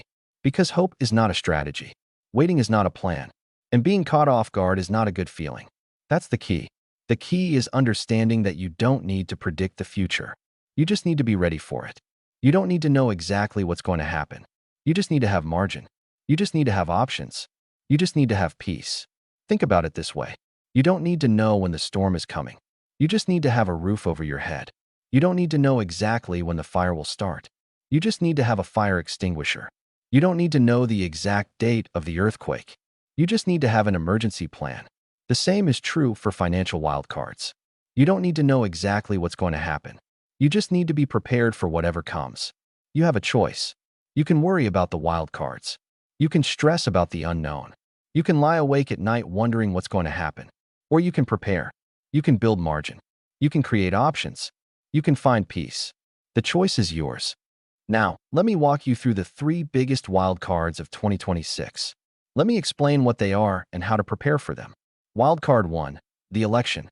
2026 is an election year. And elections bring uncertainty. No one knows who's going to win. No one knows what policies they'll implement. No one knows how the markets will react. The election could bring tax changes, regulatory changes, policy changes, economic changes. All of it unpredictable. All of it uncertain. You can't predict the election, but you can prepare for it. How? By having a diversified portfolio, by having a resilience fund, by having a flexible plan, by not making big bets on any single outcome. If the election goes one way, you're prepared. If it goes another way, you're prepared. If it's contested, you're prepared. If it's chaotic, you're prepared. Wildcard 2. Inflation. Inflation is unpredictable. It can go up. It can go down. It can stay the same. No one really knows. And inflation has a huge impact on your finances. It affects your purchasing power. It affects your investments. It affects your retirement. It affects everything. You can't predict inflation, but you can prepare for it. How? By owning assets that hedge against inflation. Real estate, commodities, inflation-protected bonds, stocks that can pass on price increases. By having a diversified portfolio. By not being too heavy in cash. By being thoughtful about your asset allocation. Wildcard 3. AI disruption. AI is transforming everything. Jobs, industries, the economy, society. And no one knows exactly how it will play out. Some jobs will disappear. Others will be created. Some industries will be disrupted. Others will be transformed. The pace of change is accelerating. You can't predict AI disruption, but you can prepare for it. How? By staying relevant. By learning new skills. By being adaptable. By being flexible. By diversifying your income. By not relying on a single job or a single employer. By building skills that are uniquely human. You are the master of your own world. And the master of their world doesn't try to predict the future. They prepare for it. They build margin. They create options. Now, let me give you a framework for preparing for wildcards. A step-by-step approach to building resilience. Step 1. Build margin. Margin is the gap between your current situation and your breaking point. It's the extra space, the extra buffer, the extra cushion. Financial margin means having more income than expenses, having savings, having a resilience fund, having options. If you have margin, you can absorb shocks. If you have margin, you can handle setbacks. If you have margin, you can weather storms. Step 2. Diversify. Don't put all your eggs in one basket. Don't bet everything on one outcome. Don't rely on a single strategy. Diversify your investments. Diversify your income. Diversify your skills. Diversify your relationships. If one thing goes wrong, you have others to fall back on. If one area is disrupted, you have others that are stable. Step 3. Stay flexible. The world is changing fast. What worked yesterday might not work tomorrow. What's true today might not be true tomorrow. Stay flexible. Stay adaptable. Stay open to new ideas. Stay willing to change. Don't get locked into a single way of thinking. Don't get attached to a single strategy. Don't get married to a single outcome. Step 4. Have a plan B. What if your plan doesn't work? What if things go differently than expected? What if the worst-case scenario happens? Have a backup plan. Have a contingency plan. Have a way to pivot. If you lose your job, what will you do? If the market crashes, what will you do? If inflation spikes, what will you do? If the election goes the wrong way, what will you do? Step 5. Stay informed. You don't need to predict the future, but you do need to stay informed. You need to know what's happening. You need to understand the trends. You need to be aware of the risks. Read, learn, listen, pay attention. Don't bury your head in the sand. Step 6. Maintain perspective. Wildcards can be scary. They can feel overwhelming. They can make you anxious. But remember, you've survived everything life has thrown at you so far. You're resilient. You're strong. You're capable. Don't let fear of the future paralyze you. Don't let anxiety about wildcards stop you from living your life. Don't let worry about what might happen prevent you from building what you want. You don't need their permission. You don't need permission to prepare for wildcards. You don't need permission to build margin. You don't need permission to create options. Now, let me address some common mistakes. Some things that people do that you need to avoid. Mistake 1. Overreacting to every piece of news. The news cycle is constant. Every day there's a new crisis. Every day there's a new headline. Every day there's a new reason to panic. Don't overreact. Don't let the news dictate your decisions. Don't let the headlines control your emotions. Stay calm. Stay focused. Stay disciplined. Mistake 2. Trying to time the market. You can't predict when the market will go up or down. No one can.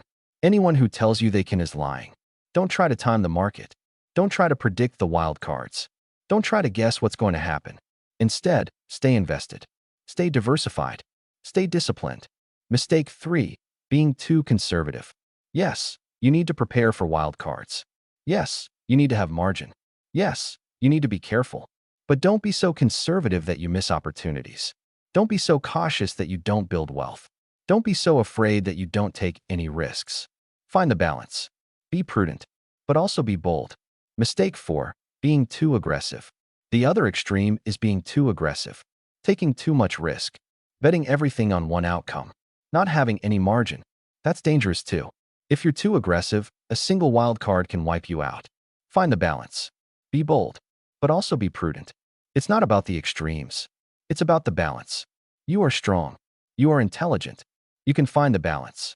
Now, let me give you some specific strategies for preparing for the 2026 wildcards. Strategy 1. The flexible portfolio. Build a portfolio that can handle different scenarios, different interest rates, different inflation levels, different market conditions. Don't bet on a single outcome. Don't assume you know what's going to happen. Build a portfolio that's resilient. Strategy 2. The adaptable career. Build a career that can adapt to change. Learn skills that are transferable. Build relationships that are valuable. Stay relevant. Don't rely on a single job. Don't rely on a single employer. Don't rely on a single industry. Strategy 3. The resilient mindset. Develop a mindset that can handle uncertainty. Expect the unexpected. Embrace change. Stay calm in chaos. Don't let fear control you. Don't let anxiety paralyze you. Don't let uncertainty stop you. Strategy 4. The prepared lifestyle. Live a lifestyle that's prepared for wild cards. Live below your means. Have margin in your budget. Have a resilience fund. Don't stretch yourself too thin. Don't live on the edge. Don't be one paycheck away from disaster. You have a choice. You can worry about the wild cards. You can stress about the unknown. You can lie awake at night wondering what's going to happen. Or you can prepare. You can build margin. You can create options. You can find peace. The choice is yours. Now, let me tell you something that might be the most important thing you hear in this chapter. You can't control the wild cards, but you can control your response. You can't control the election. You can't control inflation. You can't control AI disruption. You can't control the market. You can't control the economy, but you can control how you respond. You can control your preparation. You can control your actions. You can control your mindset. That's the key. The key is understanding that while you can't predict the future, you can prepare for it. While you can't control the wild cards, you can control your response. And that's what separates the people who thrive from the people who just survive. The people who build wealth from the people who lose it. The people who find peace from the people who live in anxiety. You are the master of your own world. And the master of their world doesn't try to control the uncontrollable. They focus on what they can control. Their preparation. Their response. Their mindset. Now, before I close this chapter, let me give you a challenge. A practical, actionable challenge. This week, identify your wild cards. What are you worried about? What keeps you up at night? What are you afraid of? Write them down. Be specific. Be honest. Then, for each wild card, create a plan. What will you do if it happens? How will you respond? How will you prepare? Because you can't predict the wild cards, but you can prepare for them. And if you want to stay on this journey, if you want to keep preparing and growing and building, hit that subscribe button. I know. You've heard this before, but let me tell you why it matters. Because when you subscribe, you're committing to your preparation. You're committing to your resilience. You're committing to your peace. And if you're worried about your YouTube recommendations getting too uncertain focused, let me tell you something. Your preparation is worth it. Your peace is worth it. Your future is worth it. So hit that subscribe button. Hit that bell. Make this channel part of your preparation journey. Because you are a builder. You are a creator. You are the master of your own world. You can't predict the wild cards, but you can prepare for them. Go prepare for your wild cards. You've learned how to prepare for the 2026 wild cards. You have the tools and strategies to handle uncertainty. Now, let's bring everything together. Moving to Chapter 12, the final chapter. This chapter will teach you how to live the life you've been building. It's called the Silent Wealth Life, living in abundance without the anxiety. Moving to Chapter 12, the final chapter, the chapter that brings everything together. This chapter will teach you how to live your best 15 years and build a life that truly matters. We've come a long way together. 11 chapters, hours of content, countless insights, challenge after challenge, breakthrough after breakthrough. You've learned the new normal. You've performed your wealth autopsy. You've built your catch-up accelerator. You've weaponized your career wisdom. You've navigated the AI pivot. You've optimized your portfolio. You've built your resilience fund. You've navigated the real estate market. You've planned your taxes. You've defined your freedom fund. You've prepared for the wild cards. You have the tools. You have the strategies. You have the mindset. Now it's time to live it. Now, it's time to build your next chapter. The next 15 years are not about decline. They're about becoming. Say that to yourself right now. The next 15 years are not about decline. They're about becoming. Let me ask you something. When you think about the next 15 years, what do you see? What do you feel? What do you imagine?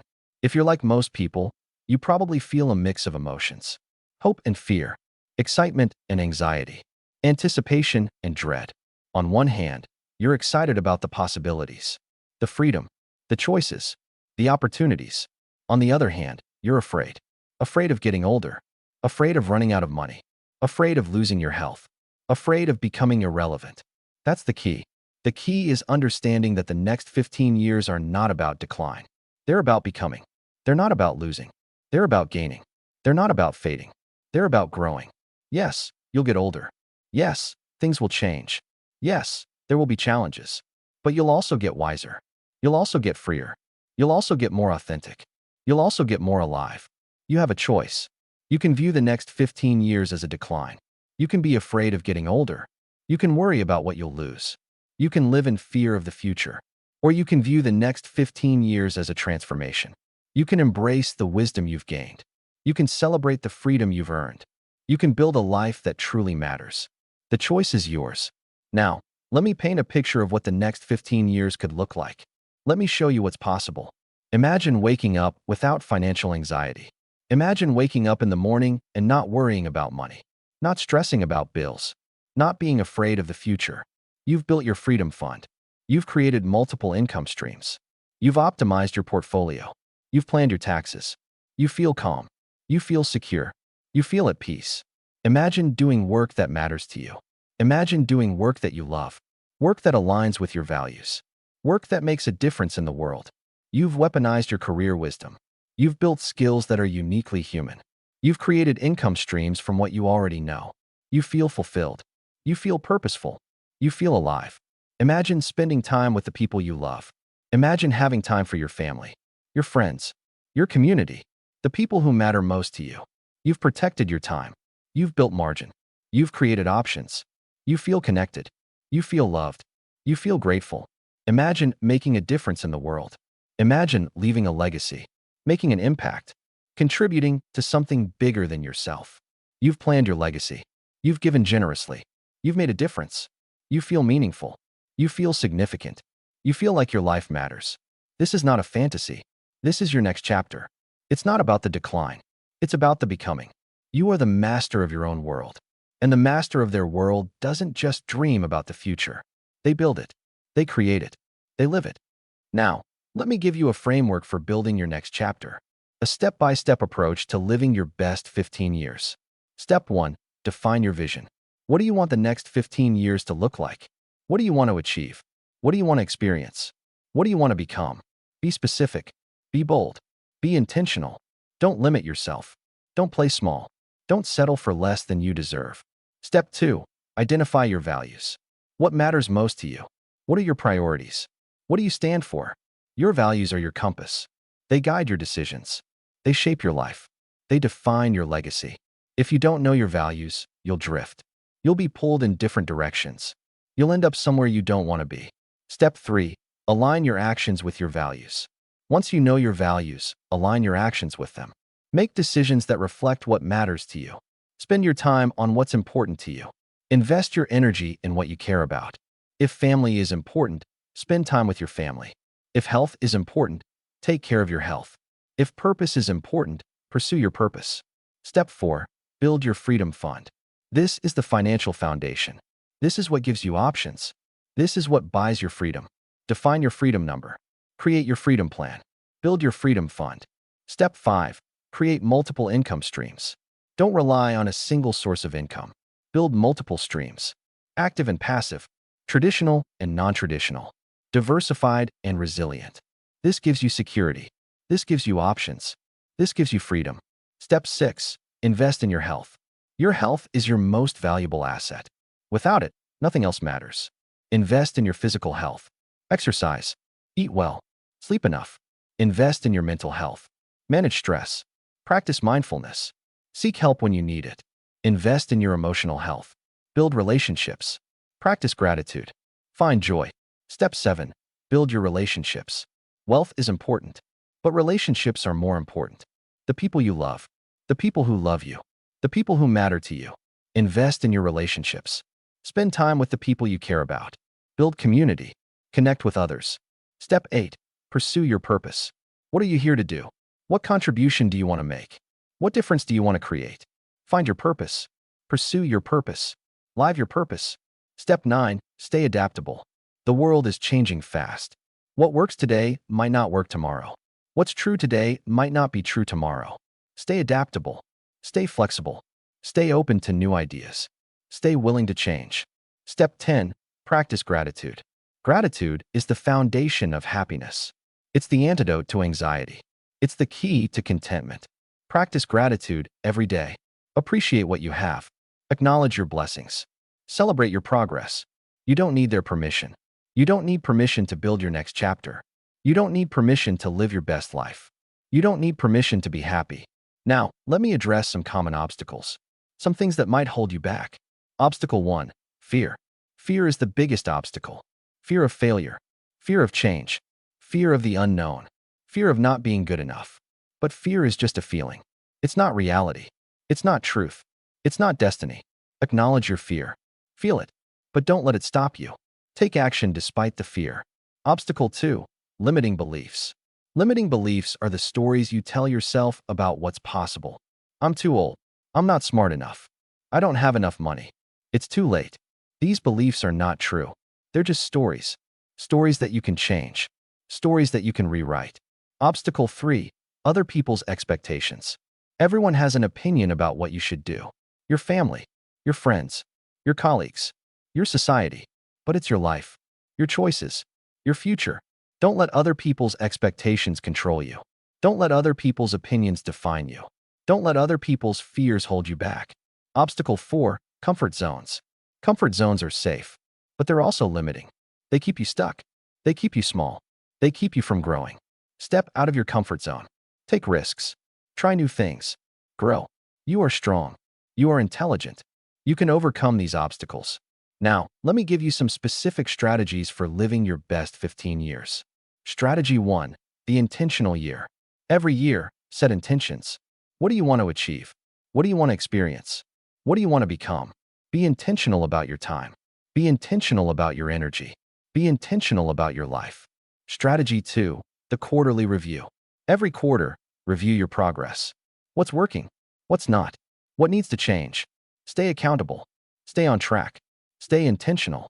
Strategy 3. The monthly reset. Every month, reset. Reflect on what you've accomplished. Celebrate your wins. Learn from your losses. Adjust your plan. Strategy 4. The daily practice. Every day, practice your values. Take action toward your goals. Live your purpose. Be present. Be grateful. Strategy 5. The weekly connection. Every week, connect with someone who matters. A friend, a family member, a mentor, a colleague. Relationships are the foundation of happiness. Invest in them. You have a choice. You can drift through the next 15 years. You can let life happen to you. You can end up somewhere you don't want to be. Or you can build your next chapter. You can live with intention. You can create a life that matters. The choice is yours. Now, let me leave you with one final thought. The next 15 years are not about decline. They're about becoming. You are becoming more of who you were meant to be. You are becoming wiser. You are becoming freer. You are becoming more authentic. You are becoming more alive. And in the process, you're building a life that matters. A life of freedom. A life of purpose. A life of joy. That's the silent wealth strategy. Not just accumulating money, but accumulating wisdom, accumulating relationships, accumulating impact, accumulating meaning. That's true wealth. That's lasting wealth. That's the kind of wealth that no one can take from you. You are the master of your own world. And the master of their world doesn't just survive. They thrive. They don't just exist. They live. They don't just get by. They flourish. You have everything you need to build your next chapter. The wisdom, the experience, the resources, the determination, the courage. All you have to do is take that first step, and then the next step, and then the next. You've already proven that you can do hard things. You've already proven that you can change. You've already proven that you can grow. Now it's time to prove it again. It's time to show yourself what you're really capable of. It's time to build your next chapter. The next 15 years are not about decline. They're about becoming. Go become everything you were meant to be. And before I close this final chapter, let me ask you something. Have you ever listened to something that actually changed your life? That actually gave you a new perspective? That actually motivated you to take action? If this is that audiobook, then don't let it end here. Don't let this be just another piece of content that you consume and forget. Don't let these lessons fade away. Take action. One thing, one small step, one change, one decision. And if you want to keep this journey going, if you want to stay connected to this material, if you want to keep growing and building and becoming, hit that subscribe button. Yes, I'm asking you to subscribe. Not because it benefits me, but because it benefits you. Because you need the accountability. You need the reminder. You need to keep this energy alive. Think of it as your accountability partner, your weekly check-in, your dose of tough love and inspiration. And if you're worried about your YouTube feed getting cluttered with finance content, let me tell you something. If your feed is currently filled with mindless entertainment, you need to change that. You need to curate your content. You need to surround yourself with material that lifts you up, not drags you down. So subscribe. Hit that bell. Make this channel part of your journey. Because the next 15 years are about building your wealth, building your health, building your relationships, building your purpose. And builders don't do it alone. They surround themselves with people who support them. They surround themselves with content that inspires them. They surround themselves with reminders of what's possible. You are a builder. You are a creator. You are the master of your own world. Now go build your next chapter. The next 15 years are not about decline. They're about becoming. Go become everything you were meant to be. Thank you for listening to the Silent Wealth Strategy, building fortune without the flash. You now have the tools, the strategies, and the mindset to build real wealth in 2026 and beyond. You know how to navigate the new normal. You know how to create multiple income streams. You know how to optimize your portfolio. You know how to plan for taxes. You know how to build a resilience fund. You know how to navigate real estate. You know how to prepare for wild cards. And most importantly, you know what freedom means to you and how to build the life you truly want. Your journey to genuine abundance starts now. The time to act is now. The freedom you seek is waiting. Go build your silent wealth. Go build your freedom. Go live your best life yet. 2026 is not the year to panic. It's the year to recalibrate. You've survived the dot-com bust, the 2008 crash, the COVID roller coaster. You have 10 to 15 working years left. That's not a countdown. It's a window to build real wealth. You have the tools, the wealth autopsy, the catch-up accelerator, the multiple income streams, the AI pivot, the portfolio optimization, the resilience fund, the real estate strategy, the tax planning, the freedom fund, the wild card preparation. The next 15 years are not about decline. They're about transformation, about becoming more of who you were meant to be, about building a life of freedom, purpose, and joy. You have the power. You have the time. You have the strategy. The question is, will you use it? Go, build, thrive, live. And look, if this journey just showed you how to build wealth in 2026, do yourself a favor and hit subscribe. Every week, more real talk for the person who's done panicking and ready to recalibrate. You're not just listening to an audiobook. You're building your future. Subscribe now. The best is yet to come.